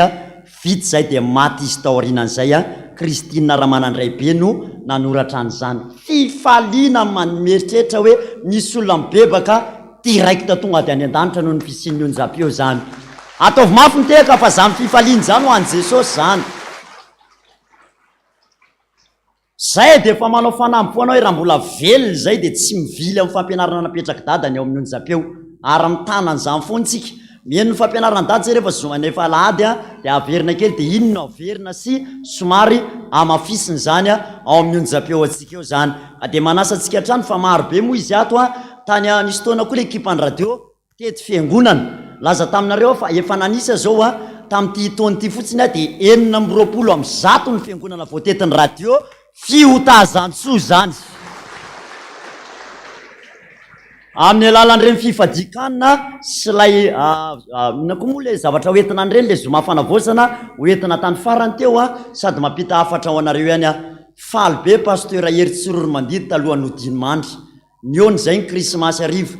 todika izy de zao paster misaotra nareo mihitsy tamin'ny fampianarana rehetrarehetra fa nylamima ny fiangonanay a tena mandroso miverina daholo mipino faly a paster zay ny teny farany zapostorinan'zay a nodimandro paster eny fary zay ny eritreritra hoe nisy vokany zany satria ny radio fitazantsony tany anisan'ny nanafanany zany fiangonana zany a de nanoy an'zany zay taty arina zao izy de mbola mampilaza hoe raha misy afaka hony a de mbola manasantsika ho antsoromandidy a anoy ny asa rehetra ho am'zany tany sinina amitsika am'teny zao a misy ranabavy te hanangana vondrombavaka FPVM te eona am'dady hony izy de asaiko miona am'vatana am'dady izy a raha mba misy taony de mba asaina miona nono ny fahenona radio fiotazatso taosy atao a nina koa la réunion de rehefa nijery any kio a tamin'ny alalan'ny Facebook olona nisy voakanina efa narary mafy tsy FPVM fa nampilazaina hoe mba jereo ty zavary ty nisy fandroana de voly tao amin'ny radio tamin'izay a distance miala amin'ny anaran'i Jesosy tonga de nandoha be mihitsy izy a distance zany vita ny nandoha tao aorinan'izay a roa andro izy nijoro fambele sitrana somatsara zay paster voninahitra ho an'i Jesosy zany mahery ny Jesosy tsika manina tsara hoe asakasakytsika tompony ray aloha e fa za mino fa betsaka ary zay raha tena mahita fa misy fampianarana eto a enina eny amin'ny télé sy radio hafa tena enina mihitsy e zany raha le fampianarana ohatran'izao indrindra mahakasika andreny endrika milangy amin'ny devoly reny larbi reny de trandrahan'ny olona le fampianarana eto de hoentina any amin'ny matsiro be mihitsy lasa mavolo tsy maninona zany fa soan'i Jesosy zany e voninahitra ho an'ny tompo fa misy zavatra zarentsika mionja-peo a tena misy meno tahaka ny paster alazy zay tsy FPVM ato mpanaraka mihitsy izy ato a kompatanana ho azy any amin'ny fiangonana zandriny de milaza mihitsy hoe zay paster de manaraka foana ny onja-peo a misy amin'ny oraka anay ampianaranay a any amin'ny fiangonana misy anay zava-dehibe raha lasirana-bafy mifandrenesana an'izany a andao ho tohanany zany radio fiotazantso zany za manao hoe radio 105.6 FM de nareo manao hoe radio fiotazantso radio 105.6 FM sady mba arotsika moa fa tsy radio fiotazantso alefa isarote radio 105.6 FM sotra toka sitehaka ho an'ny radio fiotazantso a reto misy zavatra mampalahelo kely anay ao ihany isy nalahelo be nareo a ato ve zay ray mpianakaviana nalahelo zay paster raha vao mandeha io radio io tena sorena mihitsy fa mayatra amin'ny lokanay ohatra mihitsiny tena zava-misy zany a vary iny eo le vadinay de eo a adinina hatramin'ny loka sofina rano mba tsy maitso ny loka amity taona 5 ty satria tena varina liny eo faroa koa nisy zavatra nampalahelo kely koa taondre mandeha nandritry ny tapakandro a nisy taona nytoroteny tao nampianatra tonga avany am'izay ny ekipa nylaza hoe pastera ny émetteur-ninga ka tsy mbola mandeha fa pataletsy mbola nakeny ay veo ka tsisy nahenao akory za teto nandrisy ny tapakandro a resaka fotsiny teto ka tsy tonga tany aminareo akory le izy ary farany keo nisy nampalahelo tamin'ny fotoanandro a mivarotra amin'ny épicerie zay sy raha matoa de rehefa mihinana lasopy composé nula alefanay mafy be mihitsy rehefa indrindra hoe langy any devoly zany resaka tao paster njato sy paster miory tsara zao tampoka teo tonga de nivadika lera teo san tompony lakle taitra be le mpinana composé hoe sy izy tsy niteny fa nijerijerena tsy hoe tsy za zany a le radio zany en plus koa niala le onde famadiana le tsy hitako zay amadiana zay ngana sy tomoko aingana amin'ny prise ahoana koa zany hoe 105.6 FM lasa misy tompony lakle tamiko zany reo anatiny fangaty Jesosy ny antony a satria le émetteur antsika maivana de tsy ampitsindrininy hafa tsy haiko ny anaratsangany an-tanana zay misy ohatry zany any amin'ny any bruit be izy na misy manindry le radio sany any aminay ihany atsangany hoe any aminareo atsangano ambony e any amin'izy le izy taovy ambony tsara mihitsy reny avatsika reny mampalahelo raha tsy tohanatsika ny radio andao amboarina aingana le émetteur de ataontsika ngoza lahabe mihitsy a mba mahatakatra trano toliaraka trano diego mety an'izany moa sa mila manisy émetteur de ao tohanatsika zany rehetrarehetra zany a zay koa hoe ato manatra ny fialatsiny aminareo ny misy toana misy fahatapatapahana ny antony rehefa tapaka ny jiro tsy mazaka le onduleur de tapaka ihany koa le radio de nandray misy hira hodinareo ohatran'ny zany foana ny veriny eo ny antony satria tapaka ny onjapeo a ny amin'ny alalan'le fahatapahan'ny jiro zany zay angamba ny vaovao a nisan'ny anapinan'izay radio fiotazantso izay voninahitra ao amin'izany a ho an'Andriamanitra ireny sitsika tehaka ho an'ny tompo zany rehetrarehetra izany fotoana ray a anisan'ny lehibe indrindra ny sakramentan'ny batisy satria fotoana anolorana ny olona anankiray eo anatrehan'i Jesosy zany misy fifaliana be a any an-danitra zany a raha misy mpanota miovafoa raha misy olona manolotra ny zanany a ho an'i Jesosy Kristy tompo hira 7 sy 9 de asaina ampitiavana ao anatin'izay iry zay mba anatony ty anoloana reo izay anatanterahany zany sakramentany batisa izany ho voninahitryandriamanitra ray 248 ataontsika izay iry zay dia ao anatin'izay zay andininy voalohany ihany dia mirosomaka ty anoloana ny olona anatanterahana zay ny fanatra faharoa no hoan'ny radio rehefa avy eo fanatra faharoa zany hoe le kitapo lelan'izay nyry zany zay tenena radiso le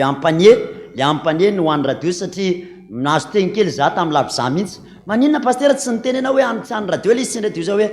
misy fotoana koe mba tsy tenenana fa misy fotoana ndray mba hiteny satria maromaro ianareo dia mba miteny zay hoe io re olona le any radio io dia mihina aho fa anao zay ho afaka ianareo mba hanoana an'izany onjapeo atsika zany avery any radio fa tsy eo ampiasa any radio iana zany mila tohanany zany onjapeo izany 7 nitondra ny zaza ny teny tao salema ao anatin'izay dia manantonareo atao batisy mitondra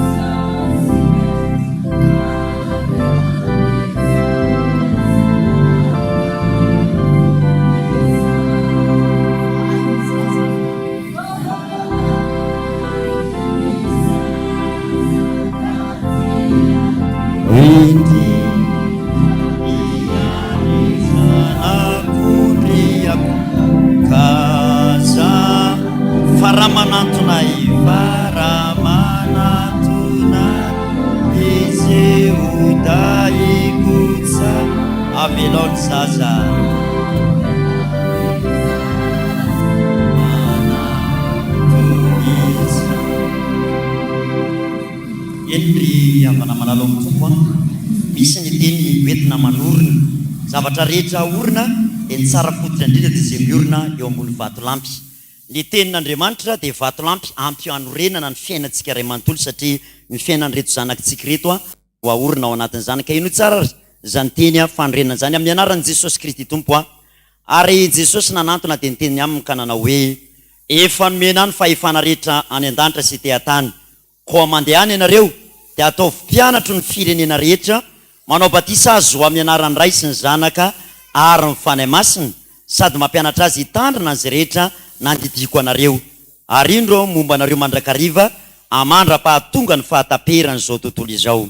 ary nisy nitondra zazakely ho eo aminy mba ametrahany tanana fampiana ny teny mafy ireny nefa tezitra Jesosy raha nahita izany ka hoy izy taminy zaza anantona ary aza rarana fa anoto azy ny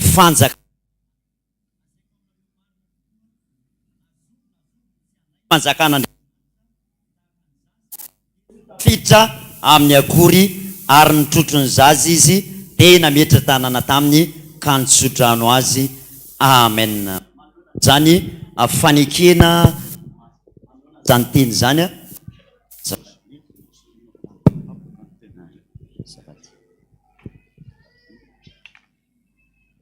manoloana n'izany tenin'Andriamanitra zany ry iray aman-dreny dia isy fanekena zay ho ataonareo eto indrindra moa manoloana ny altara dia ianao ianareo hoe eny tompoko raha ankasitranareo izany voalohany mo manolotra an'ireo zazy ireo ho an'Andriamanitra vai ianareo sotra indrindra tompoko faharoa manaiky ve ianareo mba hivavaka sy hampianatra azy hivavaka fahatelo manaiky ve ianareo mba ho alain'ireo zanakareo reo tahaka amin'ny fiainana faefatra rehefa tonga ny fotoanandro mahalehibehibe anazy manaiky ve ianareo ampiditra azy ho isan'ny sekoly alahady sotra indrindra tomboko ary farany rehefa tonga ihany koa manomboka miditra eo amin'ny fidiran'ny fahatandrony manaiky ve ianareo ampirisika azy sy hitondra azy mba hiditra amin'ny katekomena izany sotra indrindra tompoko manasa antsika rehetra hitsangana hivavaka itsika vavakatsika faly be zay Jesosy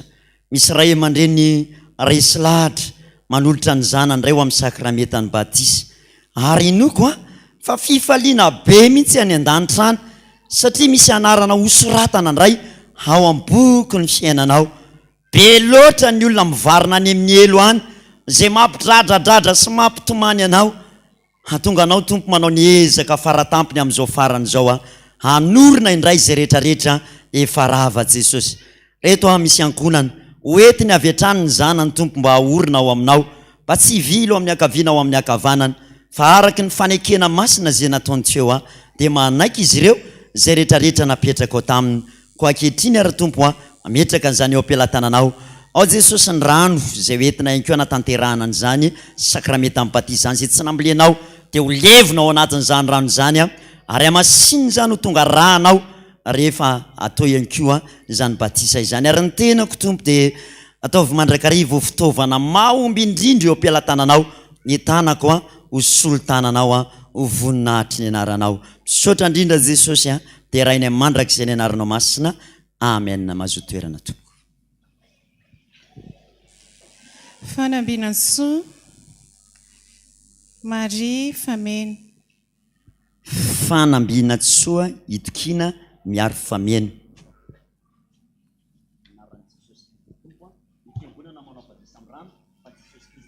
batisa amin'ny fany masina ko amin'ny anaran'ny ray sy ny zanaka ary ny fany masina Jesosy Kristy ny ombanao mandrakariva amin'ny androm-piainanao rehetra amen mandehana dia zao an' Jesosy izany zaza izany Tandrazana lalao Salem sarobidy tandrazana lalao Salem sarobidy ny fiangonana manao batisa amin'ny rano fa Jesosy Kristy manao batisa amin'ny fany masina ko amin'ny anaran'i Jesosy Kristy tompo nanaovako batisanao amin'ny anaran'ny ray sy ny zanaka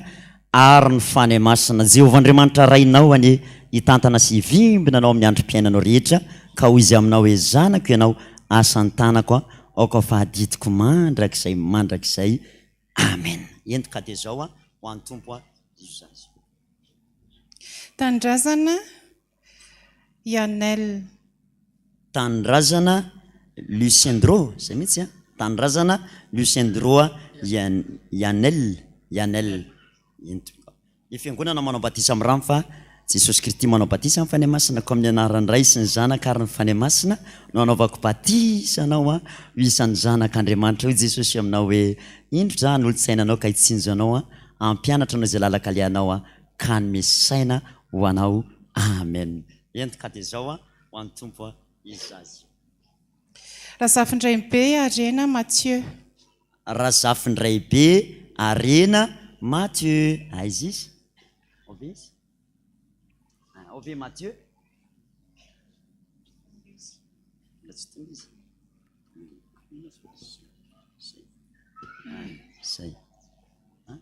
sao dia mbola misy ve tonga eto efa mety tsy voatonony tsisy eny ary tsangana hivavakitsika ho an'izy ireo tsangana hivavakitsika misaotra indrindra Jehovah Andriamanitra ray ary ny zanaka o tompo mino fananoratra amin'ny boky ny fiainana ianao dia nanoratra zany anarana zany tamin'ny firakitra ho any ary tsy ho kisehanao mandraka izay zany anarana zany fa matoky ny tenao hoe ny zanako sy ny asan'ny tanako dia aoka fahadidiko ihany reo ny ray aman-dreny Jesosy ianao mihitsy hitahiry azy eo ambany elatra mba hifankaty mandrakariva ho modely Jesosy amin'ny fitezana ny zanany ary eo zazy ireo kosa dia mba ho tonga ohatry ny finoany mba ho tarafiny rehetra ihany koa mba hatanteraka ny tenao hoe ataoko samihafa ny any manompo sy ny tsy manompo sotra tompo dia rainy mandraka izay ny anaranao masina amen mipetraka ny fiangonana ira ho tanterantsika 3:70 sy 10 ny andininy voalohany sy faharoa dia tatazana ny fanatitra ao anatin'izay rehetra izay mioby ny fanaky fa voavonjy izy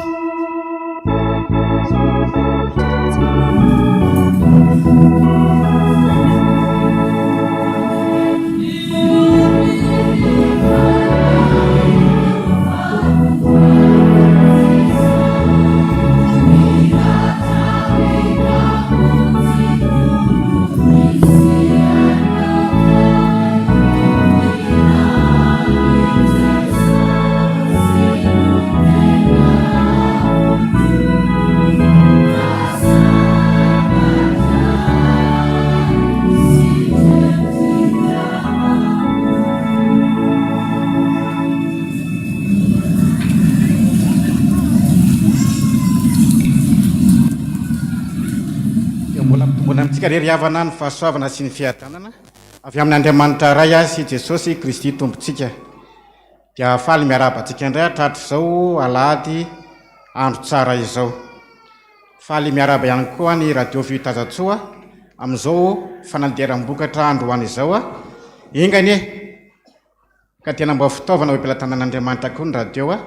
hitoriana ny fahatsarany sy ny fahalebiazany amin'ny mpiarabelona rehetra dia miraro soa an'ireo mpiasa rehetra ao anatin'ny radio Fitazatsoa. Mahay fahabe mandrakariva amin'ny asan'Andriamanitra. Zao dia tonga amin'ny fankalazana ny aniversera isika tompoko hotononona mpanajana reo anarana tonga ity anoloana ity. Mety misy nanoratra, misy angony tsy nanoratra ka ny nanoratra dia vakina mpanajana izany Andriamatoa sy Ramatoa isany avy Rahelsoa Ertina Daniel tamin'ny 7 janoary, Rakotondra Jaona Anja Fifaliana tamin'ny 14 desambra, Rakotoary Malala ny Irina Erizaka sy Razafiarimanana Finoasina aniversera amin'ny mariazy tamin'ny 12 janoary, mangataka vavaka izy mba ombinina amin'ny asa fivelomana. Raha Jalalao Mamy Arsoa tamin'ny 9 janoary 30 taona. Ary Rakotomanga Tsara Nela Vavinirina Arfina 12 taona. Dia faly miaraba nareo natratra izany tsingeritaona maro samihafa izany. Ny kadô tsara indrindra omenareo aina hoana mahazo azy ny tenin'Andriamanitra ozy ary fahasalamana ho an'ny nofony rehetra dia ndeha jerevantsika ny baibolitsika ao amin'ny boky ny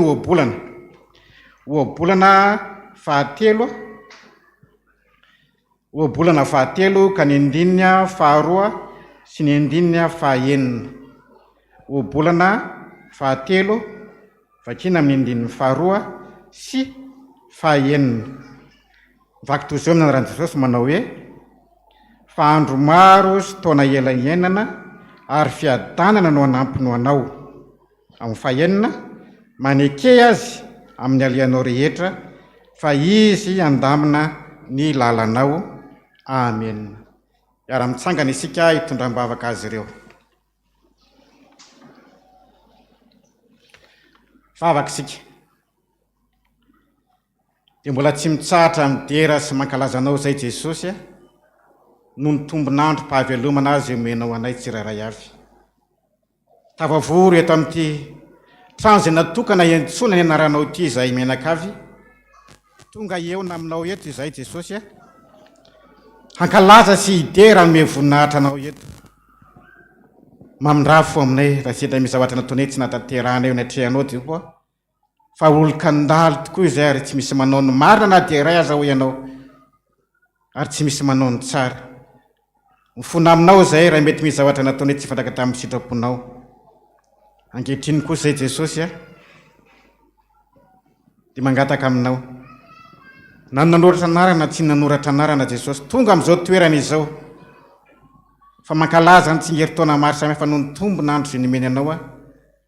mba handihana ny mandrakariva noho ny sitraponao Jesosy, mangataka ny fananao masina.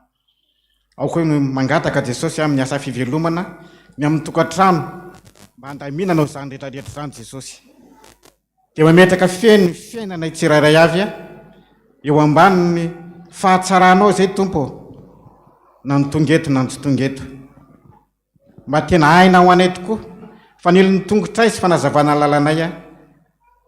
ny teninao Jesosy nomenana azy ireo.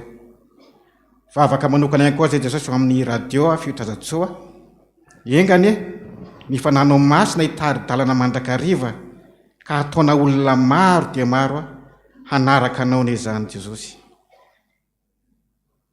Zavatra rehetra izay mety tsy takatry ny sainay fa ianao no mahafantatra Jesosy ny mahaory sy ny mahatery ny tsiraray sy nisy ambaravarana rehetra Andriamanitra nisy mpianaka avinanao Jesosy. Tantarao aminay foana ny teninao hoe ny zanako sy ny asany tanako ianao dia ko adidiko ihany. Ary androany koa Jesosy dia andro fankalazana ny zokiolona ireo 70 taona ny mihoatra Jesosy mba mehery metanjaka me fahasalamana ny tsiraray avy mba taka ny voromahery indray dia mangataka ny fahasalamana feno tanteraka ho an'ny tsiraray. Dia aminaranao Jesosy naovanay izany vavaka izany. Amen. petraka isika.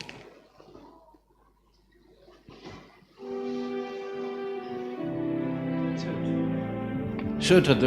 dia miarahaba ny radio tsika fiotazantsoa. Za manokana aloha dia misotra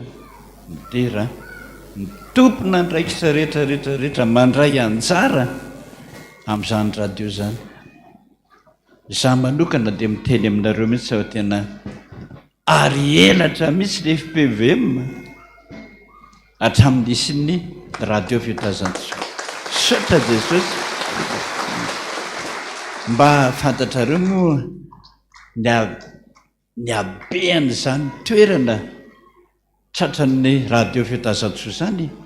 ny any Frantsa manontolo ny misy fiangonana ny ana varatra fotsiny any Frantsa zany misy fiangonana valo ny any ny aty atsimo rehetrarehetrarehetra ty zany misy isa roa telo efatra dimy enina any Frantsa manontolo any dia voasahany an'zany radio fiotazantsoa zany daholo ary tena faly mihitsy mandray an'izany fampianaran'izany araka ny lazainy. Mianso amin'ny telefôny zareo fa raha vao manomboka ny fitoam-pavahana ty amintsika manko amin'ny enina sasany io amin'ndrareo any an-dafo zany vao amin'ny efatra sasany maraina dia efa reko dododolo fa miaino raha dododolo ny any Frantsany. Ny mba eritreretinareo ny any Canada iny any lazaiko anao mihitsy fa raha ny amin'ny enina maraina any aminy amoromo aty amintsika ka raha miangontsika zany amin'ny enina maraina indray dia amorombe folo alina zany any fa amin'ny fododododolo hoe andao anaraka le fotoam-pavahana ny tanina nandrano takan'izany daholo ny any Allemagne ny any Belzika misy FPVM daholo ary manaraka ny fotoam-pavahana eto ary mahavariana tsy ny fotoam-pavahana ihany fa na fampianarana rehetrarehetrarehetra nalaka misy nany zoma sotra ny retolo reto manokana fa tena tanteraka azo mihitsy ny tanjona. Ny fandariako dia ny hoe asio fampianarana soratra masina, asio fampianarana ny tanora, asio fampianarana amin'ny resaka fanalana devoly, ny devoly rehetra isan-karazany sy ny fitazaina ny tanora. Za dia tena faly tena mankasitraka mihitsy tompoko ho anareo radio mpiasa ny radio rehetrarehetrarehetra misaotra ary tena mahafinaritra dia zo tsy telo sy efatra fotsiny angamba ny tena mpiasantsika amin'ny radio matianina fa tena fifaliana ho azy mihitsy ny mandray anjara daholo tsy mandray karama fa dia mahafinaritra azy mihitsy mitondra zany FPVM zany ho voninahitra Andriamanitra. Misaotra tompoko dia misaotra zao dia efa naniry mihitsy hoe mba jereny tanora zalahy problème benke ny tanora fa lazaiko anao hoe raha tonga amin'ny brondoady ao anao fa lazaiko anao mihitsy fa tena paserafiry makao amin'ny dada hoe dada tsy vitako zany tsy vitako mihitsy zany problème be zany ve ato aminao dodododolo ao nefa ny angaviako hoe mba jereo ny amin'ny mpivady tribonaly isan'andro midada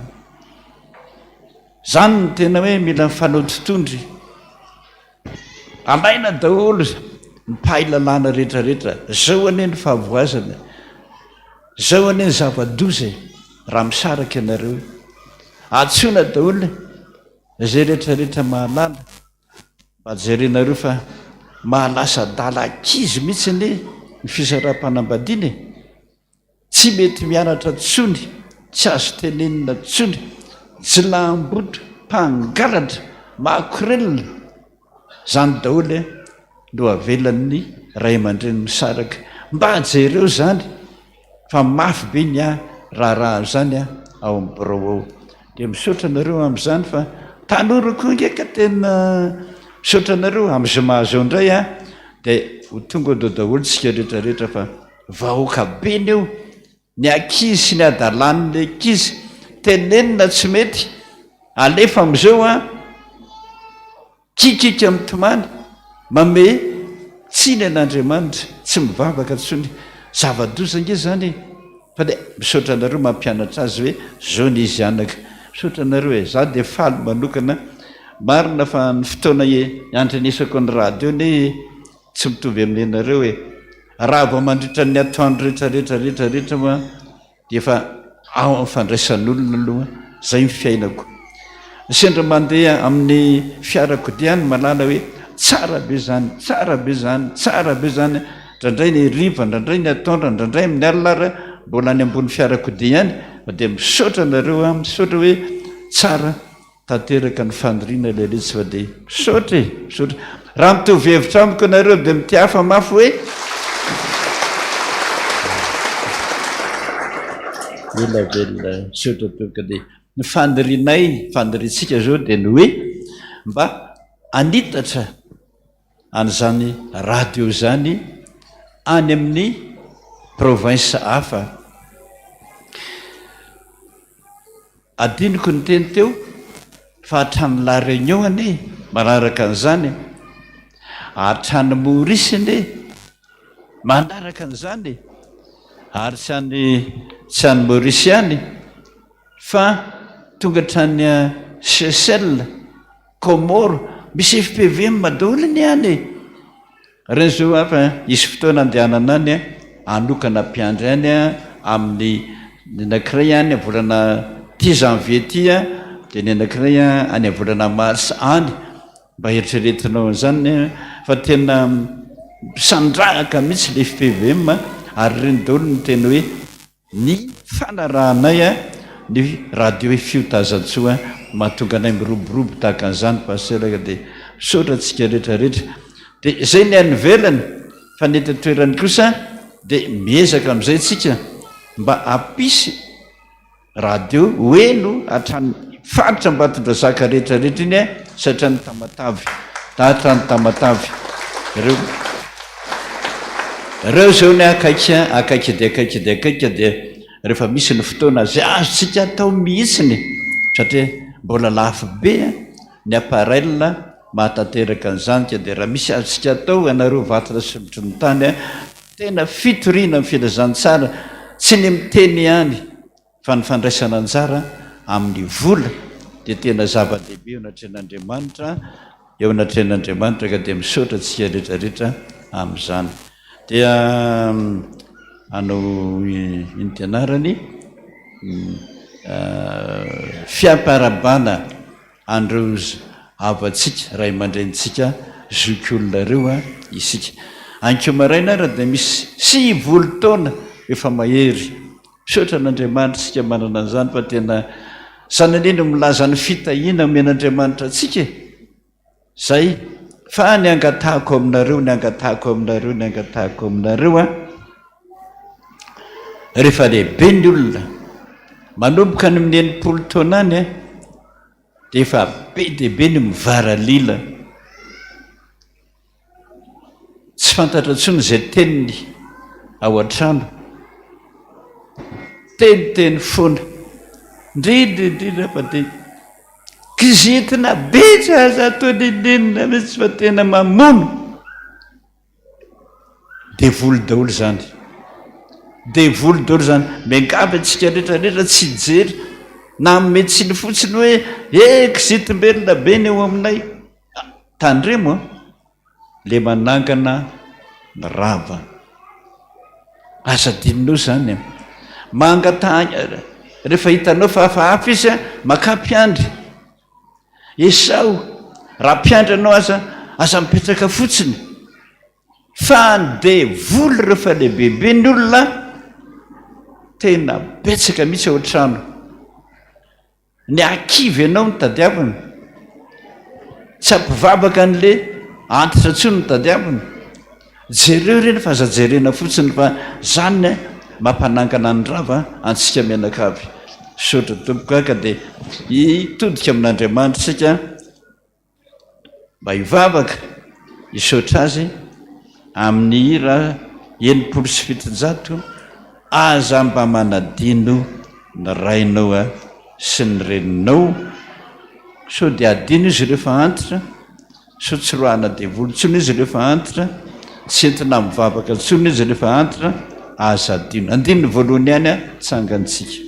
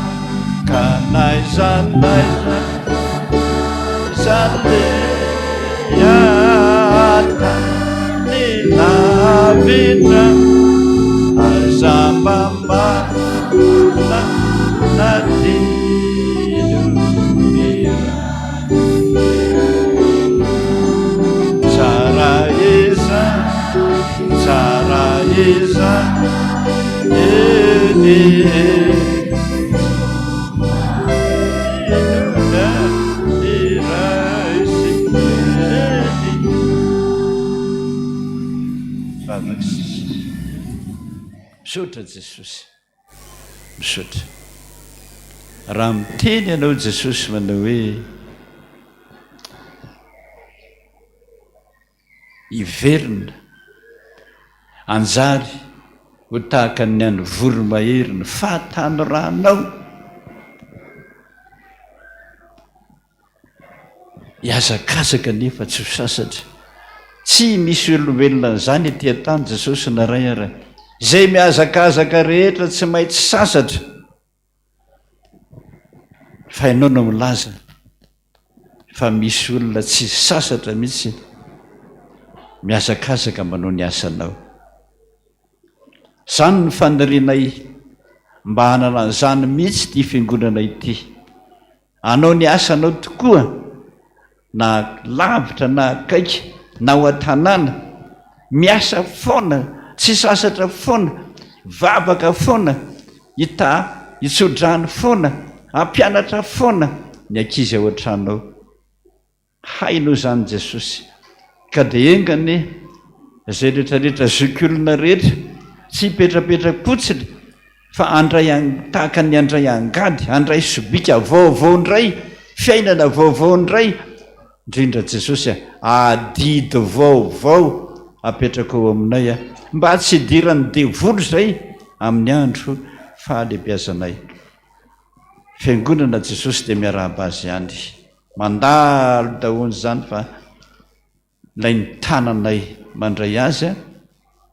dia le tananao misaotra azy na vita be ho an'ny fiangonana misaotra Jesosy dia ho ela velona amin'ny andro rehetra iainana izy ahita fitia eo anatrehanao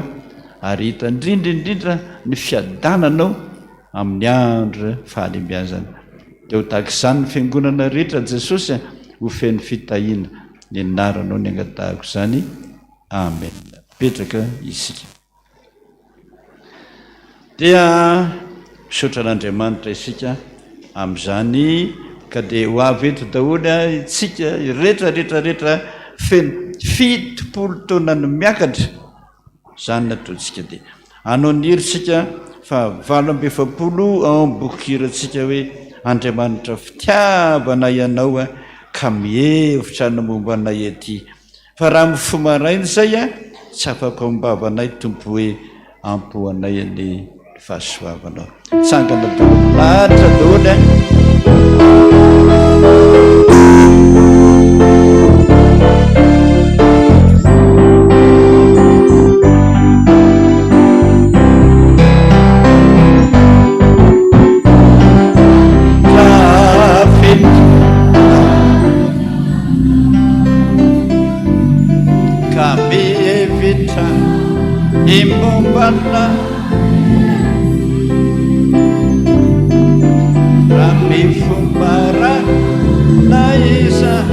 Aidesia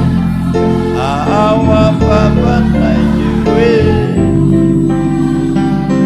subaba ramara mibalikan niaruna ayeti iyana numasuaru niabiyati Ralea le na matalweti iya no chitana tatana iti kaniva bakata zaimi putra wesai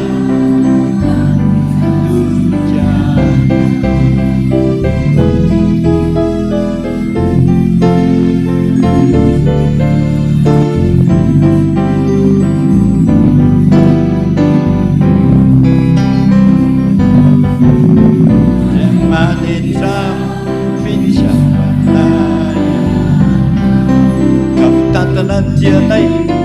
kantana di tiana amati binya dunia udah tukana di terana ipas baba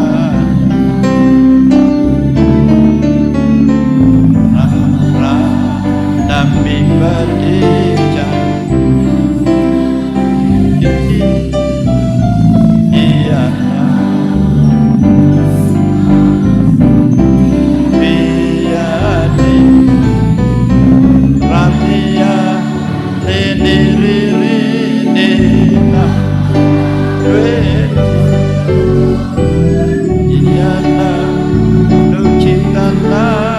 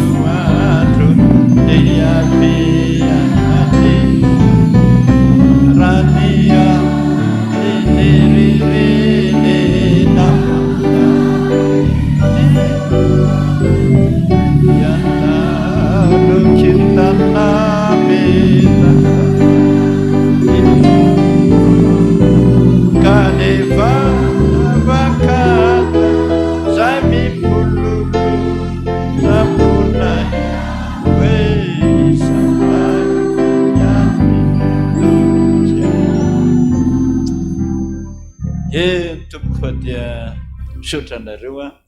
tsy hanikavoky re tompoko hoe voninahitra fanomezana ny fahitany Jesosy ianao fotsiny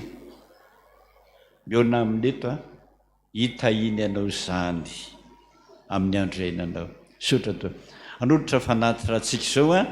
araka ny voalaza teo be dia be ny asa mbola hosahantsika amin'izany radio zany ka dia mangaba atsika rehetra misy azontsika atao rehetra mba ho famporisiana an'izany radio zany sy amin'ny kitapo rehetrarehetra dia amin'ny fiangonana fa ny mpania kosa dia atokantsika daholo a ho an'ny radio fiotazan-tsoa sy mamem-pifaliana no kasitrahana indrindra.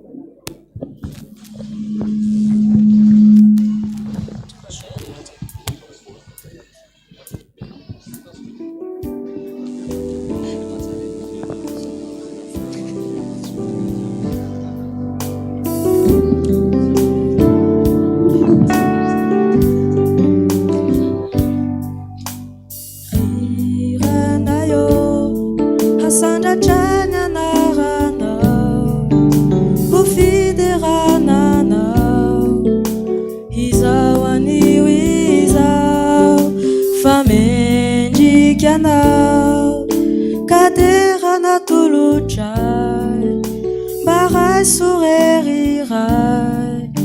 fa hoanao izao tsy mendrika ny antso anao nefa ray sore miangavy mitalao eo aminao mba tatano sy arovik'io reto zanakao faza velo rery tompo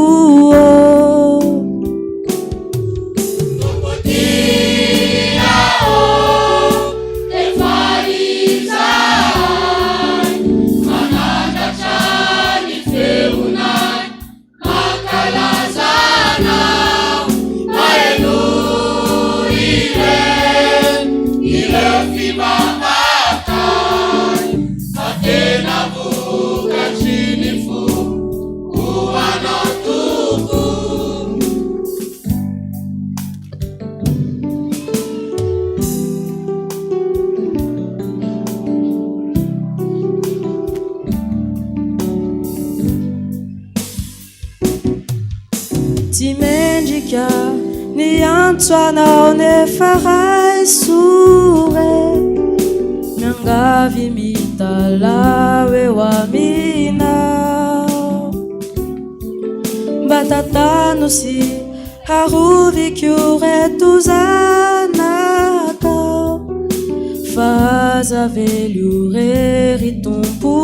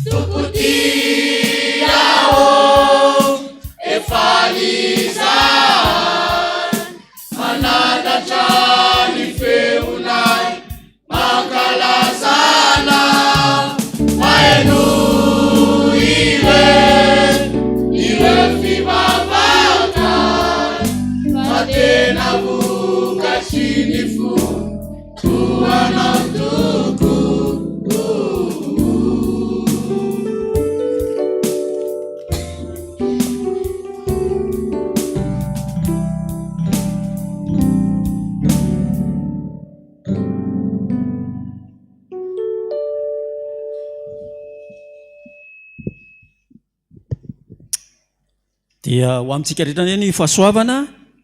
sy ny fiadanana avy amin'Andriamanitra ray sy Jesosy Kristy tompo dia faly miarabantsika indray tratran'izao alahady andro tsara izao indrindra amin'ny fanateram-bokatra ho atolotsika ho an'ny radio mitsodrano izany radio zany ny fiangonana mba ho fitaovana maranitra eo ampelantanan'Andriamanitra hitoriana amin'ny filazantsara andresy lahatra olona maro ane ny radio fiotazatsoa dia hotahin'Andriamanitra ianareo mpiasa sy tompona raikitra rehetra ao anatin'izany tonga eo amin'ny fotoana filazana ny nrarahan'ny fiangonantsika melohan'izany anefa dia ny tenin'Andriamanitra izay tokony hovakitsika amin'ity indray manomboka androany alahady fa 12 volana janoary 2024 dia ao amin'ny Filipiana toko voalohany izany reto ny rarahan'ny fiangonana voaray eto am-pelantanana avy amin'ny sampana fanantenana ho ampitombona amintsika mandrakariva ny fahasoavan'ny tompo Kristy Jesosy ilazana isika fiangonana fambola mitoya ny fampidirana mpikambana vaovao eto amin'ny sampana fanantenana izany dia ifarana ny 15 volana janoary ho avy izao ny fitaom-pivoriana isaky ny alahady ariva manomboka amrora sasany ao amin'ny efitrano 318 avy amin'ny sampana STKVM ny STKVM dia misaotra an'Andriamanitra navitany ny tao-piasana 2024 inyka dia tsapan'izy ireo fa mbola tsy vita ny asa izay napetraky ny tompo tamin'izy ireo mba hidirana indray atao anatin'ny taona vaovao koa manoloana izany dia miantso ireo te hiditra ho mpikambana ao amin'ny STKVM izahay mpikambana eto amin'ny mpiara-mivavaka eto amin'ny FPVM Taninanandrano Ny fivoriana dia ho tanterahana ao amin'ny porte 318 amin'ny 3e étage isaky ny asabotsy faharoa amin'ny 2 ora ka hatramin'ny 5 ora. Fivoriana voalohany amin'ity taona ity dia manomboka amin'ny 7 volana janoary ho avy izao. Entanina isika ihany koa izay efa mpikambana ao anatin'ny STKVM mba hanavao ny fisoratana anarana amin'ny fotoana io. Dia isy ny badisa vaovao izay atao amin'izany koa dia manentana mpikambana rehetra mba ho tonga amin'ny fotoana io fa zava-dehibe no atrehintsika. Filazana avy amin'ny sekoly lahady. Ny fianarana sekoly lahady dia efa nanomboka androany fa 12 volana janoary teo taoriana amin'ny fampiompivavahana voalohany zany. Dia misy ny dingana fahatelo taona, dingana maromaro. Dia ny taona 3 taona ka hatramin'ny 7 taona ary ireo olon-dehibe izay atao amin'ny premier étage. Ny dingana manaraka kosa dia manomboka amin'ny 10 taona ka hatramin'ny 17 taona ka hatramin'ny 12 taona izay ho tanterahana ny 4e étage. Ka dia antsoina ihany koa ny diakona mpiasy ny mpampianatra sekoly lahady rehetra mba aoriana ny fampianarana sika mba mivory anatanterahana ny asa. Mba isina famparabana tratry ny taona zany iarahana amin'ireo diakona pia tanterahana amin'ny alahady 15 volana jolay ho avy izao. Dia efa tonga eto ambiloana reto mpanompon'Andriamanitra ka dia hanolotra ny fanatitra aloha tsika dia tohizina ny famakiana ny rarahan'ny fiangonana. Dia matsiaro sika fa feno fitahina tokoa na andritra ny fotoana na lehibe antsika tain'Andriamanitra mandraka ankehitriny dia ataontsika lera hoe tiako anao Jesosy, tena tiako loatra ianao ary tsy saraka aminao mandra-pahafatoka velorano ataoko aminao zany. Tsangantsika rehetra.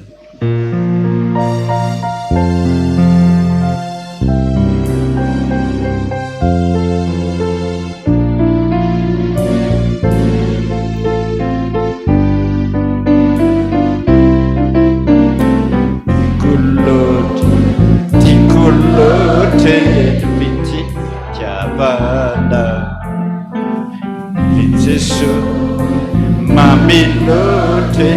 dewanilanda rafusidiai rafu nifa tena hapi watuku nifasua abada nasu saralote vita nanada difiainana matumivose nutaiana siseramama zeyinazindraindra detsilabu famijuru yananuniaduada bulan fikitamina cinisima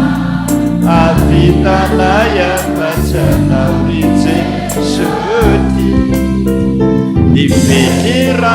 bisa atamnaya mina sifati caminausai mandracisan hidup untuk yenau bangunan ifikita amina cinisima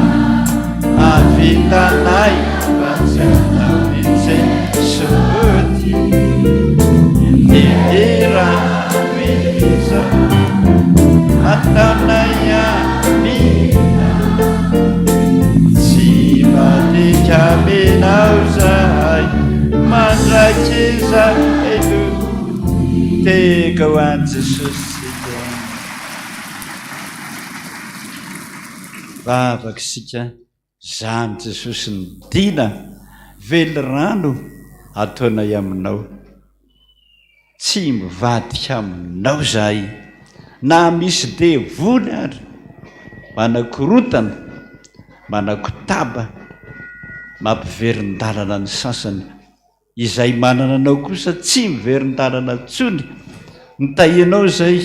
lehibe tahaka an'izao a manamboninahitra tahaka an'izao emanatrehanao a ary mbola matanjaka daholo ihany a na de efa lehibe aza avy aminao zany Jesosy ka de misaotra tahio ny fiangonanao ary a mba ho feno fifaliana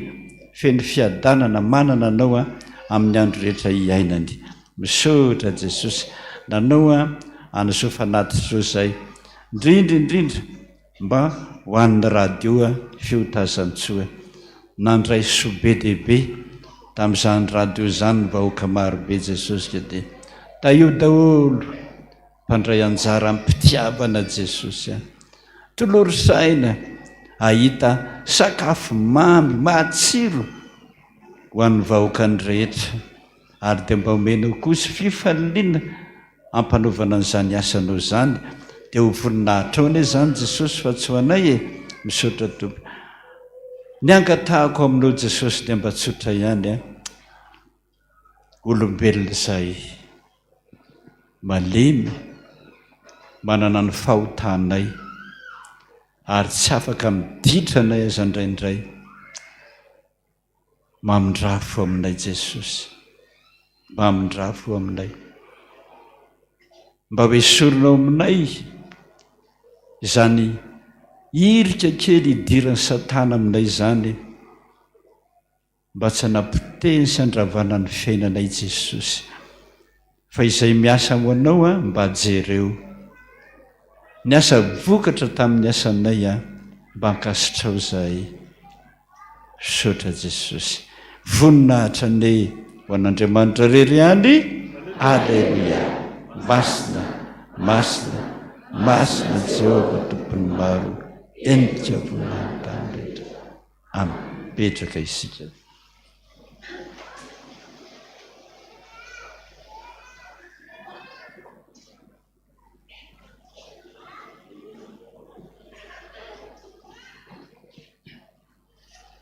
dia mbola toizina ny famakina ny raha fiangonana rehefa vita zany a dia itoy amin'ny famakina ireo voady sy fijoroana vavolombelona izy ity avy amin'ny vondron'ny mpampianatra. Ny sampana vondron'ny mpampianatra dia afaly mampandray antsika mpiara-mivavaka fa ny fandraisana mpikambana vaovao dia manomboka amin'ny androany tamin'ny alahady fa 9 ny volana janoary 2024 ka mifarana amin'ny faraika amby 30 ny volana martsa izao. Koa manainga atsika mpiara-mivavaka rehetra feno 12 taona ny miakatra na inona asa ataotsika ny vondrom-pampianatra dia mba anatevin-daharana ao anatin'izany. Entanina manokana ihany koa isika katekomena zay mpandray fanasan'ny tompo mbola tsy ao anatin'ny sampana mba hiditra ao an'ny sampana vondrom-pampianatra. Ny fitaom-pivorian'ny vondrom-pampianatra dia ny alahady maraina aoriana ny fampompivavahana voalohany ao amin'ny efitrano 314 ilazana inko isika rehetra mpikambana fa ny fanavozana amin'ny fisoratana anarana dia mifarana amin'ny faraika amby 30 volana janoary ho avy izao. Aoriana amin'ny fepitona io dia everina toy ny manala ny tenany mpikambana tsy nanavao ny fisoratana anarana. Avy amin'ny chorale FOIBF PVM ny CFF ilazana isika mpikambana chorale FOIBF PVM na CFF fa ny fanavozana amin'ny fisoratana anarana dia manomboka ny asabotsy fa 20 volana janoary ho avy izao ka hatramin'ny asabotsy voalohan'ny volana martsa 2024. Mariana fa tsy misy olona afaka misolo tena fa ireo izay tonga ka vonina anatanteraka ny asan'Andriamanitra ato anatin'ny CFF ihany no afaka manao mifanavozana ny fisoratana anarana. Everina toy ny manala ny tena kosa izay tsy tonga manatanteraka izany mandritra nio fepitona voalaza teo ireo. Avy amin'ny sampana fefy ho an'ny dekona pia sy ny mpikambana fefy rehetra dia ilazana isika fa no tanterahana ny alahady fa 9 volana janoary ho avy izao ny fifamparabatsika any amin'ny kianja Akadindambo Ambomangakely ao amin'ny espace fiantana no antanterahana zany. Fiadanan'ny tompony ho amintsika tsirary avy dia manentana antsika rehetra mba ho tonga ao anatin'izany. Avy amin'ny sampana katezatiny Ny sampana kristianina tanora zandriny mpandrantananandrano dia mampafantatra anareo ray aman-dreny sy ny dekolina pia anatanteraka fiamparabana tratry ny taona ny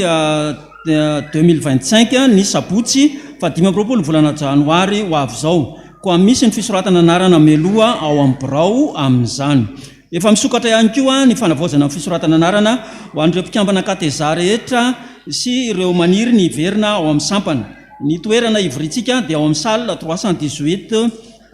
troisième étage ihany ny sabotsy manomboka amin'ny 2 ora sasany tolakandro. Izy filazana itya ilazana antsika vahoaka an'Andriamanitra fa efa mivoaka ny calendrier 2025 ho amin'ny fiangonana izay amidy 3,000 ariary. Izany dia hitantsika ao amin'ny dekona sy ao amin'ny sekretera amin'ny fiangonana amin'ny porte 1 sy ny sekretera amin'ny fifoazana porte 7 hoe ny tompona andraikitra. Filazana fiantsona fivoriana ho an'ny vovona amin'ny promotion. Antsona ireo filoha sy ny birao an'ny vovonana promotion mpiandry zanaky ny toby rehetra ary ireo birao amin'ny promotion mpiandry rehetra eto amin'ny sahan'ny fiangonana FPVM mba ho tonga ivory ny sabotsy fa 15 volana janoary 2024 izao eto amin'ny foibe tanànandrano aorinan'ny fianarana mpiandry sy mpiomana. Zava-dehibe nodiniana amin'izany dia toy izao ny fandaminana ny fiarabana ny ray aman-dreny, ny fandraisana anjara amin'ny fanafanana ny alarobim-pifoazana eny amin'ny fitandremana dia sy ireo zavatra samihafa izay tsy maintsy atrehantsika koa entanitsika rehetra ho tonga maro amin'izany mba ho voninahitr'Andriamanitra. Dia reto indray kosa ny zanaky ny fiangonana izay roso amin'ny fanorenana ny tokantrano masina. Andriamatoa sy Ramatoa isany mity Emmanuela Rasoanaivo miaraka amin'Andriamatoa Ravelo Arson Johnson sy Yantra Mianadahavy andaniny ary Ramatoa Raseliarsoarnaivo Felicie Ankilany. Dia afaly mampandray antsika ny fanamasinana amin'ny fanambadian'ny zanany dia Rakoto Arvelo Lantony Aina Maminirina sy Razafindraimbe Onja Antony Aina Miora. Izany dia ho tanterahana ny sabotsy fa 20 volana janoary avy zao manomboka amin'ny 7 ora maraina eto amin'ny fiangonantsika ihany. Ramatoa Razanabahoaka, Andriamatoa Randriana Arvelo Françoise Régis, Ramatoa Rasoana Antoine Bertine Nandaniny, Andriamatoa Randriaparany Tolo-Janahary, Ramatoa Razanadrakoto Raharsoa Jeanne Rasoary Malala Ankilany dia afaly manasa antsika anotrina amin'ny fanamasinana amin'ny fanambadian'ny zanany ny zafiny dia Randriana Arvelo Fetratiana sy Rahary Malala Mirindra Sidonie. Ny fanamasinana amin'ny fanambadian'izy ireo dia ataony zoma fa 14 volana janoary ho avy zao manomboka amin'ny 10 ora maraina eto amin'ny fiangonantsika ihany. Andriamatoa Rakotondrajao Désiré mivady, Andriamatoa Rakotondrajao Jean-Marc mivady andaniny, Ramatoa Roland Monique Françoise Bave sy Andriamatoa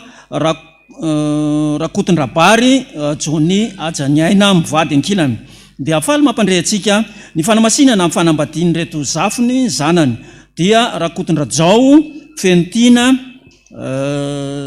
Tsiriniaina sy Rakotondrabary Fitia Vatosoa. Ny fanamasinana fanambadian'izy ireo dia atao eto amin'ny fiangonantsika ny sabotsy fa 15 volana janoary ho avy zao manomboka amin'ny 10 ora maraina.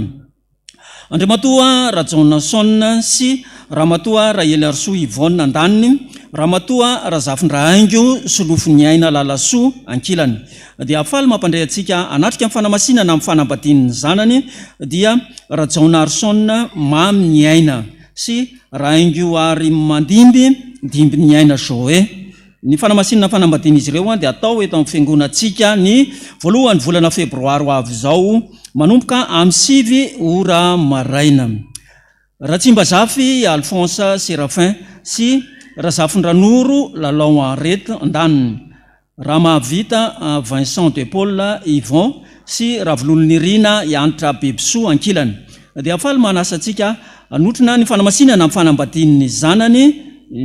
dia ireto zany Ratsimbazafy Dimbiny Aina Arsetra sy Ramavita Tafita ny aina fahasoavana. Izany a dia ho tanterahana eto amin'ny fiangonana FPVM Tanànandrano ny sabotsy 27 ny volana janoary ho avy izao manomboka amin'ny 20 ora toandro. Koa raha misy ny mahita ny tsy mamety a ny fanamasinana ny sasasany amin'ireo fanambadian'ireo a dia aoka izy ampandrehan'ny mpitandrina milohan'ny daty izay voambara teo. Filazana manjo. Amin'ny finoana amin'ny fanantenana amin'ny fitsanganany tenany maty no ampandrenesinay aminareo ny ava malalanay dia ireto izany. Raha ny rina tojo mampionina izay mpiandry promotion malalan'i Jesosy dia natsony ray ody any aminy tamin'ny alakamisy 7 volana janoary 2024 rehefa ny vahiny 5 taona teto an-tany. Hoy ny vadiny Randria Manohy Mananjara Tefya sy ny zanany 3 ary ny fianakaviana manontolo izany. Dia ny fiangonana FPVM Tanànandrano ny promotion malalan'i Jehova zany no manao filazana. Ny nofiny dia efa voalevina tamin'ny sabotsy 21 volana janoary lasa teo rehefa avy nanomezam-boninahitran'Andriamanitra tao amin'ny fiangonana FJKM Amboanana Lasora Betesda. Eto izay koa Razana Malala vololona andrasana promotion mpiandry promotion fahamarinana président d'honneur ny fifamamia dia natsony ray ody any aminy tamin'ny talata 7 volana janoary lasa teo rehefa ny vahiny 12 taona teto an-tany. Hoy ny vadiny Randrianarson Rivson Justin sy ny zanany 3 mianada izay solotenan'ny Ranary Malala Mamy Salama ao Amfefy sy Rary Malala Toky Antsoa izay ao amin'ny Gayatam. Ary ny fianakaviana manontolo ny fiangonana FPVM Tanànandrano, fiangonana FPVM Manjakaray Mivavaka sy ny fianakaviana manontolo. Ny nofiny dia efa voalevina tamin'ny zoma 10 volana janoary teo rehefa avy nanomezam-boninahitran'Andriamanitra teto amin'ny fiangonana tao amin'ny fiangonana FPVM Ambalavao dia no tanterahana ny fandevenana izany. Andriamanitra tompon'ny fampionona nge ampahery ny fianakaviana izay azony manjo. Misy filazana farany dia fisaorana ny fianakaviana dia maneho fisaorana sy ny fankasitrahana feno an'ny fitandremana reniny sy ny fifoazana FPVM Tanànandrano tonga ny dodidody sy nampahery anay tamin'ny fodimandriny raha ny rina tojo nampoina izay promotion malalan'i Jesosy. Dia manolotra fararakitra ny fianakaviana 15,000 ariary hoentina ampanatanterahana ny asan'Andriamanitra. Dia toy izay ry havana ny rarahan'ny fiangonana dia arahan'ny famakina ireo voady masina izany. Voninahitra ny eo an'Andriamanitra irery ihany.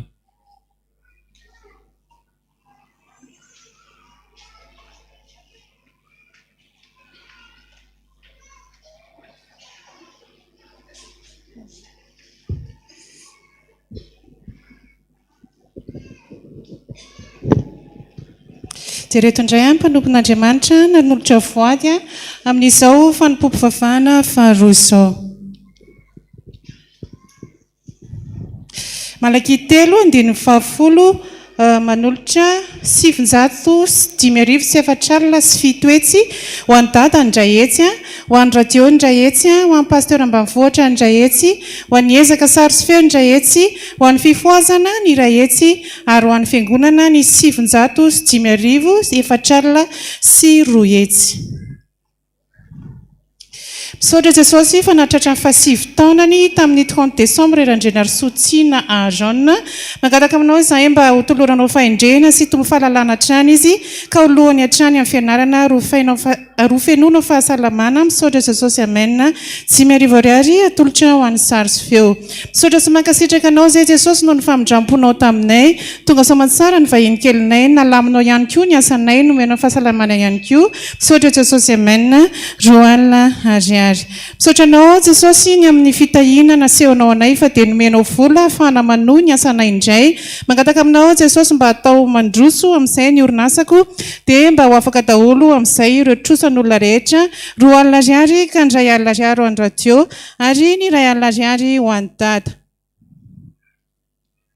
noho ny fitahinao anay ka nahatratraranay ty taona vaovao 5 ty tompo dia ty indray ny ampamfolony izay nomenao anay tamin'ity volana ity 2 alina ariary ka ndray alina ariary ny dada ary ny ray alina ariary ho andradio fiotazantsoa dia mbola hoderena mandrakarivany ny anaranao masina amen. Galatsianina 9:9 miarabanao nahatratra ny taona vaovao dada indro mba misy kely izay nanambina ny Jesosy anay atolotra anao raisa vokatry ny fo bonaneo any dada maminay oela velona anay ianao ry dada malala anay biso roalina ariary misaotra Jesosy noho ny fitahinao anay nandritry ny taona lasiny misaotra ihany koa tamin'ny fanasitranana nataonao anay apetraka ampelantananao indray Jesosy ny fiainanay dia mba taio ihany koa ny varotra izay ataonay manomboka raha-pitso misaotra Jesosy amen. 5 ariary ho an'ny sary sy feo Jesosy malalo misaotra anao izahay fa nitahinao nahatratra ny taona vaovao indray izay menakavy taio ny asako Jesosy mandritry ty taona ity taio ny fianarany ankizy taio no omena fahasalamana izay Jesosy malala Jesosy eo fantatrao ny ataom-poko ka izany no angatahako mpiara-miasa vaovao avy aminao bonaneo andada ray alina ariary misaotra Jesosy fa ny fahasoavanao natozao anay apetraka eo ampelantananao Jesosy ny aretiny rehetra taio ny asanay mba handeha tsara Jesosy tanterao aminay ny teninao fa tsy afoy anay ianao na andao anay 5 alina ariary atolotra ho andradio Jesosy eo mifona aminao raha izao vao mitondra raha-pisaorana ho anao indray misaotra anao fa nomenao taona vaovao izay tsy mianaka dia mba taio Jesosy ho tanteraka aminay ireo fikasana amin'izao taona vaovao izao ny mba hanondro tranotrano ny asa fivelomana ny mariage ny ankizy ity Jesosy ho anao 2 alina ariary ka ndray alina ariary ho sary sy feo ary ny ray alina ariary atolotra ho an'ny dada misaotra Jesosy ny amin'ny fitahina rehetra nataonao tamin'ny ankohonanay tamin'ny taona lasiny maro tsy tambisainy izany Jesosy ka tena misaotra anao mbola nahatratra izao andro vaovao taona vaovao izao indray misaotra tompo fa tsara loatra izay miaraka aminao iny misy vola 2 alina ariary atolotra ho an'ny dada ho fiarabana ny amin'ny taona vaovao ho an'ny radio fiotazantsoa 2 alina ariary voninahitra ho anao riariany misaotra anao izay Jesosy noho ny fitiavanao sy ny fitahinao ary ny fahasoavanao fa mitantana ny fiainanay mandrakariva ianao ka izany iny mbola natoza ao anay ity indray Jesosy ny ampahany tamin'ny hofatranonay 9 alina ariary atolotra ho an'ny sary sy feo misaotra Jesosy eo fa tena tsy anay tokoa ianao fa folo-karena ray alina ariary atolotra ho an'ny radio fijoroana vavolombelona voninahitra ho an'i Jesosy mifonao raha izao vao nandefa rakim-pisaorana noho ny asa nomenao ahy efa 9 volana izay sady afaka mba nanao ny asanao misaotra betsaka Jesosy nomenao izao azy izao fa mangataka aminao Jesosy mba anoloranao saina sy fahasalamana hiantrehana ny adidy aman'andraikitra dia apetraka eo ampelantananao Jesosy ny fanirinay mba hanavaozana ny trano ao anatiny mba ho voaloko soamantsara ray alina ariary ka ny 5 ariary ho an'ny dada ary ny 5 ariary ho an'ny kambody ho andreo izay nanoratra nofy dia efa nomena ny dada izany tsy misy anankiray nanolotra izy 5 ariary ity indray Jesosy ny ampahafolo-karena 2 alina ariary atolotra ho an'ny radio fiotazantsoa misaotra Jesosy ho an'ny radio ray alina ariary misaotra Jesosy indro ny ampahankely tamin'izay nomenao azy 2 alina ariary anaovana ny sary sy feo eto amin'ny tempolinao dia mamindrafo ho amiko ka mba taio sy ambinao amin'ity taona ity voninahitra ho anao 2 alina ariary ampahafolo-karena 7 arivo sy ray alina ariary misaotra Jesosy tamin'ny famindramponao ka nazahoana itao vaovao indray tehirizo amin'ny fanatrehanao izahay namboarana sy hananganana izay rava rehetra sy olombody koa ho an'ny dada 4 alina ariary salamo 3 andiny voalohany sy 2 misaotra Jesosy fa famindramponao natoy izao ka dia mankasitraka Jesosy eo dia mba jereo Jesosy ny ankohonako fa ankinina aminao ny fiainanay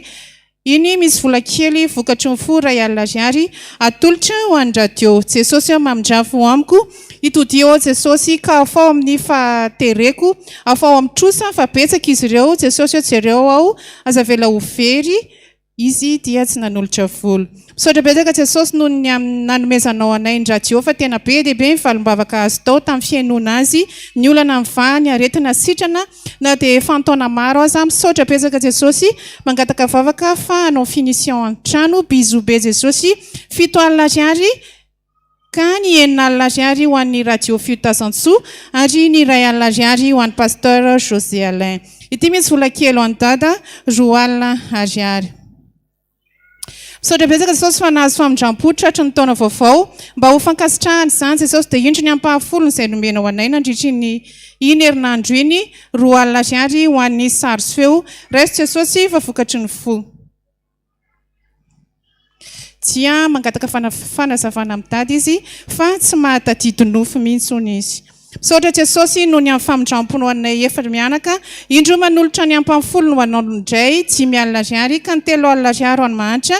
ary ny 2 alina ariary bonane ho any dada ho an'ny miaramiran Kristy José Alain Hyacinthe 2 alina ariary misaotra jesosy fa nanafatra entana tany Chine izahay dia efa lafo daholo dia mbola miandry ny fahatongavany entana manaraka dia mangataka izahay jesosy mba ho tonga soamantsara indray ny entana manaraka dia mba ho lafo tsara tahaka ilay teo aloha 4 alina ariary ka ny 2 alina ariary ho any radio ary ny 2 alina ariary ho an'ny sary sy feo misaotra jesosy itsia ampahany izay nomenao anay 2 alina ariary Sotranao jesosy fantahinao ka sitrana soamantsara tamin'ny aretina taio jesosy ny mpanomponao mba efa be amin'ny asanao 2 alina ariary tia nisy nanoratra nofy 2 alina ariary ary farany miarabany dada nahatratra ny taona dia ho ela velona ne dada amen 5 ariary 3 nisan'ny voady izay voaray amin'izao fidirana faharoa izao ny voninahitra ne ho an'Andriamanitra irery Sora tomboka sitehaka kosa zany ho an'i Jesosy ino a mbola mitoy ihany ny ato ny vaovao mahafaly vaovao mahafaly manaraka noho ny fisiany radio dia misy manam-pahefana resy lahatra eny amin'ny toby fa tsy hanao kolokolo tsony izy manomboka izao satria resy lahatra ny amin'ny fampianarana fanapahana oziny eny amin'ny toby raha tsy mandravo zany manaraka izany any Bretagne koa misy ranabavy resy lahatra ny amin'ny onjapeo dia faly be izy resy lahatra dia manolotra 4 ariary izy ho an'ny onjapeo atsika sotra tompoko vaovaovao milatsaka izao daholo zany manaraka an'izay mitoy hatrany ny ezaka ary faradoboka ny rariva za mihino fa be dia be ny raha fantatrinareo tao amin'ny onjapeo ny tena nalaza moa zao le ravim-bomanga ny lokanay fa efa mamaraparana iny amin'ny titoanty fa vokotoleta foana amin'izay maza matahotra dia ho avy eo io ny amin'ny rariva PDP CFF Katezo sy ny ambony sy rehetrarehetra rariva amin'ny 10 ora amin'ny firy hoe le rariva amin'ny 5 manasantsika rehetrarehetra ho avy rariva amin'ny 10 ora mampiavaka an'izy io dia mba hanolotra fanomezana ny onjapeo ho andreo rehetrarehetra artista zany nareo mpandray anjara tena nalaza indrindra ary nanamarika tsy hoe nalaza eo ihany fa hoe nanamarika niny taona 4 sy 2 arivo iny manasanao ny rariva farany fa so lava loatra satria efa mandeha ny lera amin'ny herin'ny androany mba hanaovantsika anoanantsika ny sary sy ny feo ohatra ny any ambony zao rehefa manao zavatra tena za tsy alezy mihitsy reo vo any amin'ny 4 no mitoro-teny na manao zavatra fa rehefa miteny tsy henoko mihitsy le zavatra teny ohatra mikobona be aty zany dia ohatra ny tsy nisy taona zao tamin'ny farany taona toroko tao no nitarika teo dia niteny dia za te mihitsy tsy henoko ohatra ny hafahafa be eo za fa tsy ohatra ny ato le izy fa dia lasa tsy maintsy atao mafy be ndrandray le sonao dia mitaraina hatramin'ny manodidina dia zavatra andremarikeko mihitsy reo vo any tsy dia mahitsisy ampana loatra rehefa mitoro-teny any ny amin'le resaka sonorisation zany raha sitrakitsika re olona vitatsika io miaraka amin'ny Jesosy ahoana tsara hoe ataovy mafy mihitsy ahoana vitatsika io miaraka amin'ny Jesosy zany ke tsy hoe tonontonoana fotsiny miteny atao am-piangonanay tamin'izany aza matahotra rehefa mbola ho avy ny ero tamin'ny krismasy nisy name 5 ero tao aminay sy tehaka kosa zany dia andrasonge dia ozy izy indray efa ero zany tonga fa isy vazaha ho avy aorinan'izay tena za mihitsy ny teneniko taorinan'izay tamin'ny taom-baovao nisy vazaha tonga mivavaka tao aminay asitehaka mafy alova mba so ihany efa mba nahe bonjour monsieur dia mba nahe au revoir monsieur dia mba faly izy efa mba azony aloha zay fa rafa keliny dia tena faly be zay tao rehefa manonona zavatra ianao amin'ny finoana tonga aminao mihitsy io rehefa miteny zavatra foana ianao tonga io amin'ny anaran'i Jesosy vita io vitanao ka mba tiana mihitsy mififoazana tsy hanao zavatra negativa amin'ny fiainana fa ilaza zavatra hoe vitatsika io miaraka amin'ny Jesosy procession lehibe amin'ny herin'ny androany eto amin'ity toeranyity anoanana ny sary sy ny feo dia ny ezahana zany araka mifanazavana hoe angolona daholo aloha le vola dia zay vao entina satria ho any toerana mihitsy ny teknisianina isafidy ijery hoe tia marina le mety am'le izy ozy izy moa paster miora teo hoe sao de skobetony afarana nefa fotolozy ny tonga na ihany ko mety kiran'ilona ny tonga avana satria raha vao afaranao ka tsy mahay le olona any a de le zavatra tsy netretinao no tonga ao aminao ao ka ohatrany re vente en ligne ihany rehefa jerena amin'ny telefona tsara be le zavatra tonga ao aminao ity ve le zavatra tato amin'ny telefona na rehefa mitady vady koa tsy fitady vady mihitsy my vente en ligne sy ny any amin'ny ligne fa samy hafa mihitsy lendriky le olona any a sy le olona hitanao eo tiana olazaina amin'izany hoe aleo midina any antoerana mihitsy a de mijery ianao ty de ho avy any mihitsy ny teknisianina de vorina daholo zany le oetimanana aloha de zay vao makany sao de hoe lany fore fotsiny ohatra ka anao ohatranay mivady hoe ampifaly ekizy a de mba napiditra carburant tao amin'ny tobile tonga teo tsy mba zaza am'izay tsisy hidirana ntsona izy moa mivolaka efa natao carburant daholo izy rehetrarehetra tsy tafiditra tao so anao an'izany tsika hoe lany fore fotsiny a ka tsisy tsony ny vidanany zavatra de mba angonina daholo ny rehetrarehetra de amin'ny fotoanandro io mba afaka mifantantsika zay ny vaovaontsika de samy mahereza vitatsika io miaraka am' jesosy isa roa telo vitatsika io miaraka am' jesosy sahi manonona an'izany fa anangantsika fa tsy andrava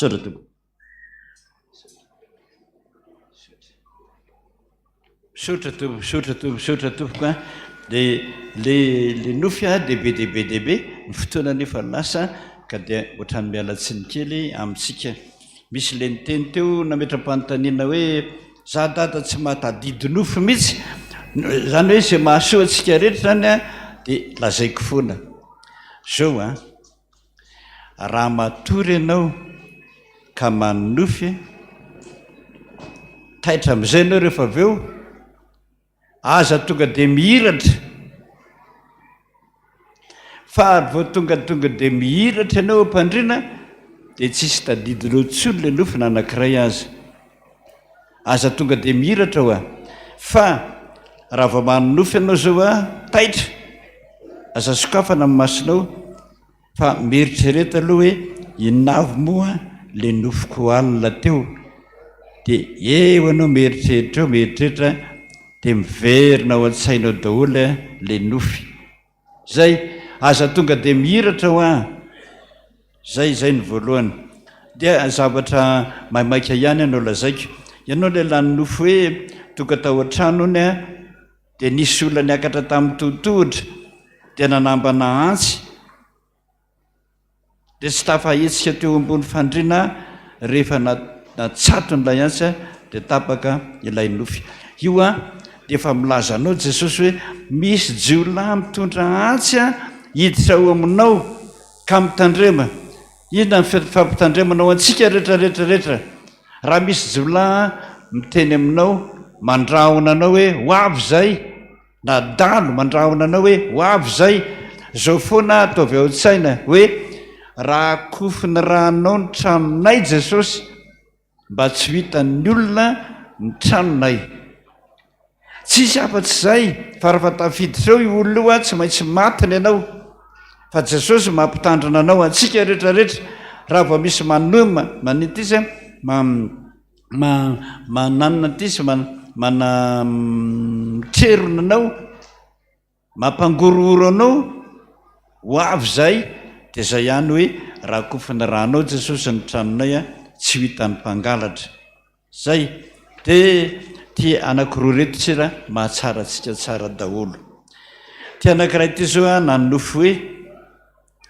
nahita anjely be dehibe ony a teo amin'ny rideau a teo aminao a teo aminao a dada eto zany a eto tsy anao rery a ny mahita an'izany fa be dehibe ny mahita an'izany tsy nofy fa mahita azy a amin'ny andro atandro tahaka izao ary tsy mahetsika mihitsiny fa de mivavaka no natao ity olo ty a de nanofy an'izany dia jesosy koony a averiko tsara hoe oetry tsara hoe nanofy a dada nahita anjely be dehibe teo amin'ny rideau a teo aminao de hoy a hoe ireo zany jesosy no mitondra ny vavakay any aminao rehefa mivavaka eto amin'ny alitary zahay eto tompoko efa nolazaina foana tia anankiray tia no manamarina zany no vo tamin'ny herinandroany anareo mihitsy zay a le miankona amin'ny folotrora tsy diso a nanofy izy a nahita rehefa manofy anareo mahita amin'ny tiakanjo ty de miteny aminareo foana hoe tsy anany eo a tiakanjo ty e fa ny Jesosy izy no nanery a hoe tsy maintsy manao a anio akanjo io ianao fa misy dikany daholy a ireto ka raha vao manofy ianao fa mahita amin'ity akanjo ty de tsy za zay no hitanao fa Jesosy. Ny antony raha manofy an' Jesosy ianao mahita an' Jesosy a tsy vanik'olona ianao mitomany mikikikika mifona ao anatin'ny fefatradona ianao amitomany erany trano kikikikika be teo zao nisy nanofy an'izany teo mikikika be sy nahita an' Jesosy de tony ny vadiny tamin'ny kiony hoe manenony ty nefa Jesosy iresaka amin'io de io no mahatonga an' Jesosy miteny hoe ianareo mpivady nareo mpivady ho soratra masina raha mivavaka misarafandrina fa raha tsy misara-pandrina ianao ny tonga Jesosy tsy maintsy mikikika mitomany be ianao a dosy mivadina hoe maninona ianao de le afatra meny Jesosy ianao a tsy vita io no mampalahelo azy de zay no mahatonga an' Jesosy a maka ny endriko izy sy tiakanjo ty tiano a tiakanjo ty sy za am'izay ianao a tsy matahotra fa tonga de mitele mandry so pastera petrapetra ianao de hoy le nofy anankiray androany zaho izy de neritreritra hoe tena pastera nitako eto de miresaka amiko kanjo izy tapaka le nofy ny andro amin'ny dimy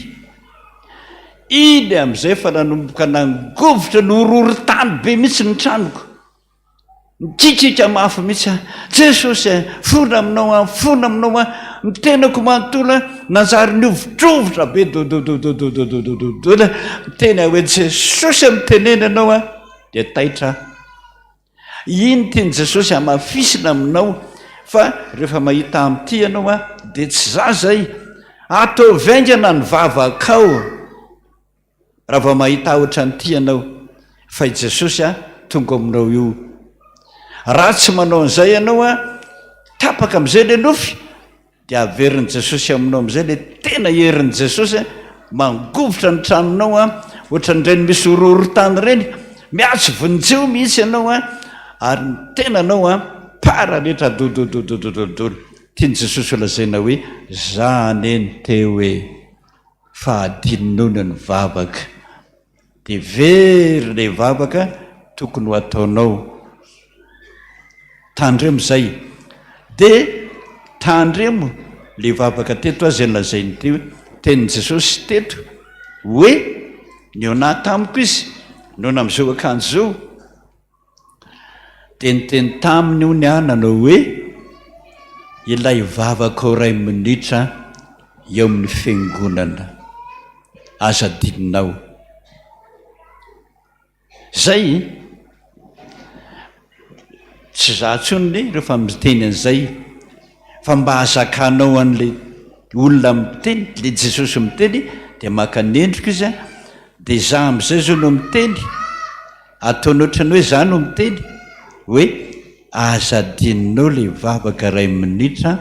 ao am-piangonana reo ny anjely hitanao reo no mandray a ny fivavahantsika ato am-piangonana reo hita maso ty fa tsy nofy de ho hitanao tokoa ny fahamarinan'izany fa mahazo valim-bavaka ianao a rehefa avy eo sotra tompony be dehibe ny mbola tsy voalaza ok'izay aloha ny androany tsangana am'izay atsika hivavaka ataovy zava-dehibe mihitsy ny mivavaka atao trano fa miandry anao ny anjely a andray ny fivavahanao Jehovah ray malala ozay ho an-danitra enoy ny fivavako atako amina fa Jesu Kristy zanaka no tena sorona karefriko ho amina pamela eloka babakisika misotranao a Jesosy amin'izany fanatrenao anay mivavaka eto amin'ity toerana ity vahoaka marobe ny nahita fa misy anjely marobe ato am-piangonana ety amin'ny alitara ety andray no vavakay ary niporofonao zany tamin'ny herin'ny androany nanafatrafatra ianao lay vavaka ataonao ray minitra ao am-piangonana azadino fa eo ianao maniraka ny anjelinao andray ny fivavahana tsirairay avy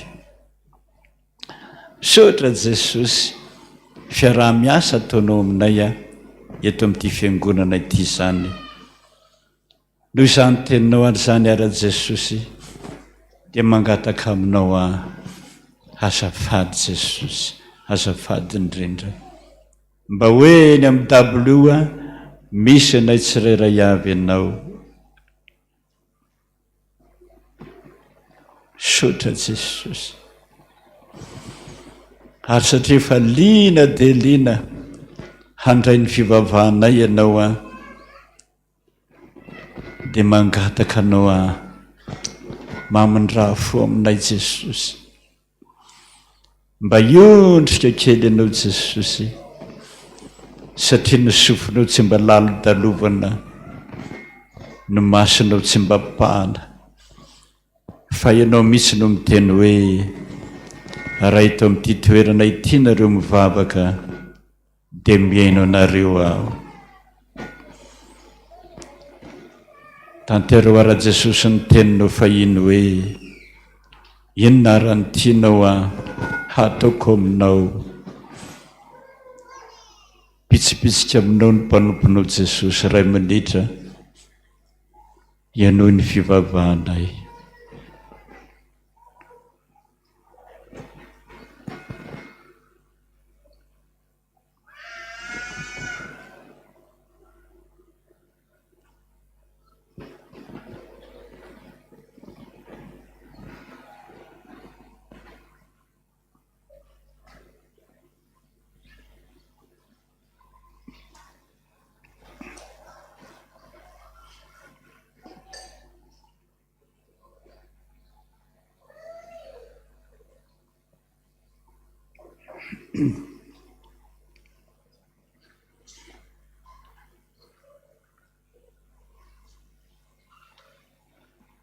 sotra Jesosy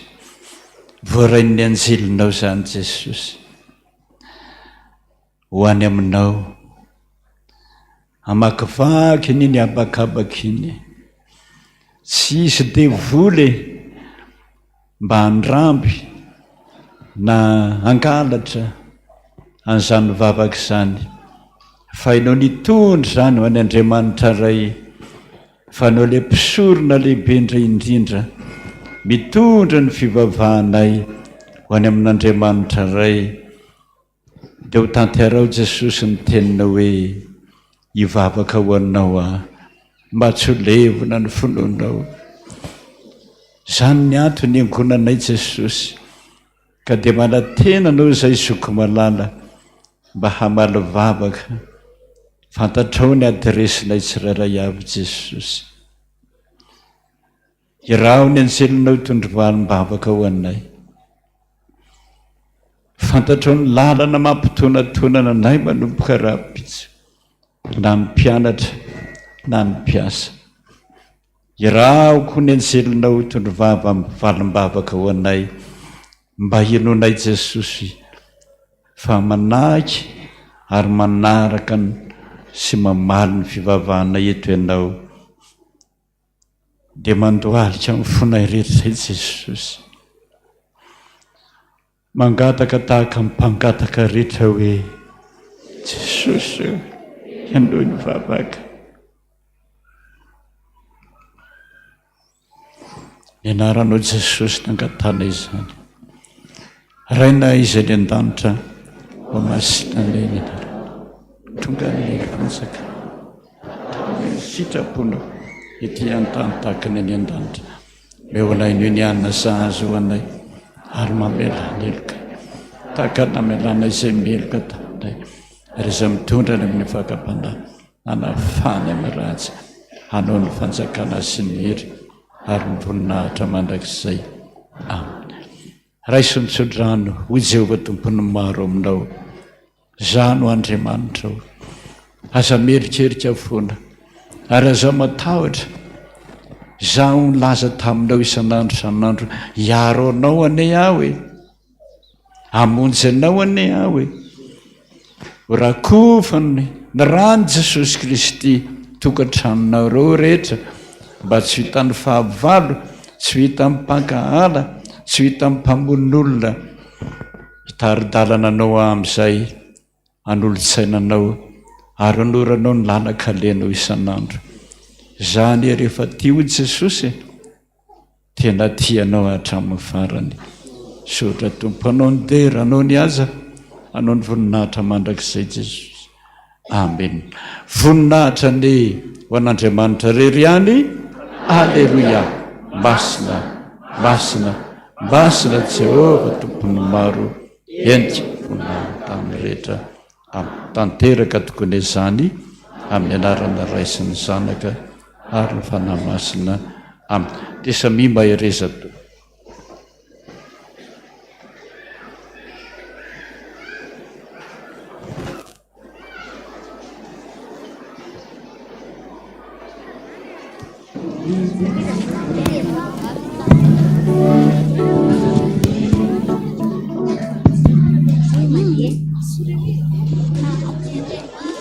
Yeah.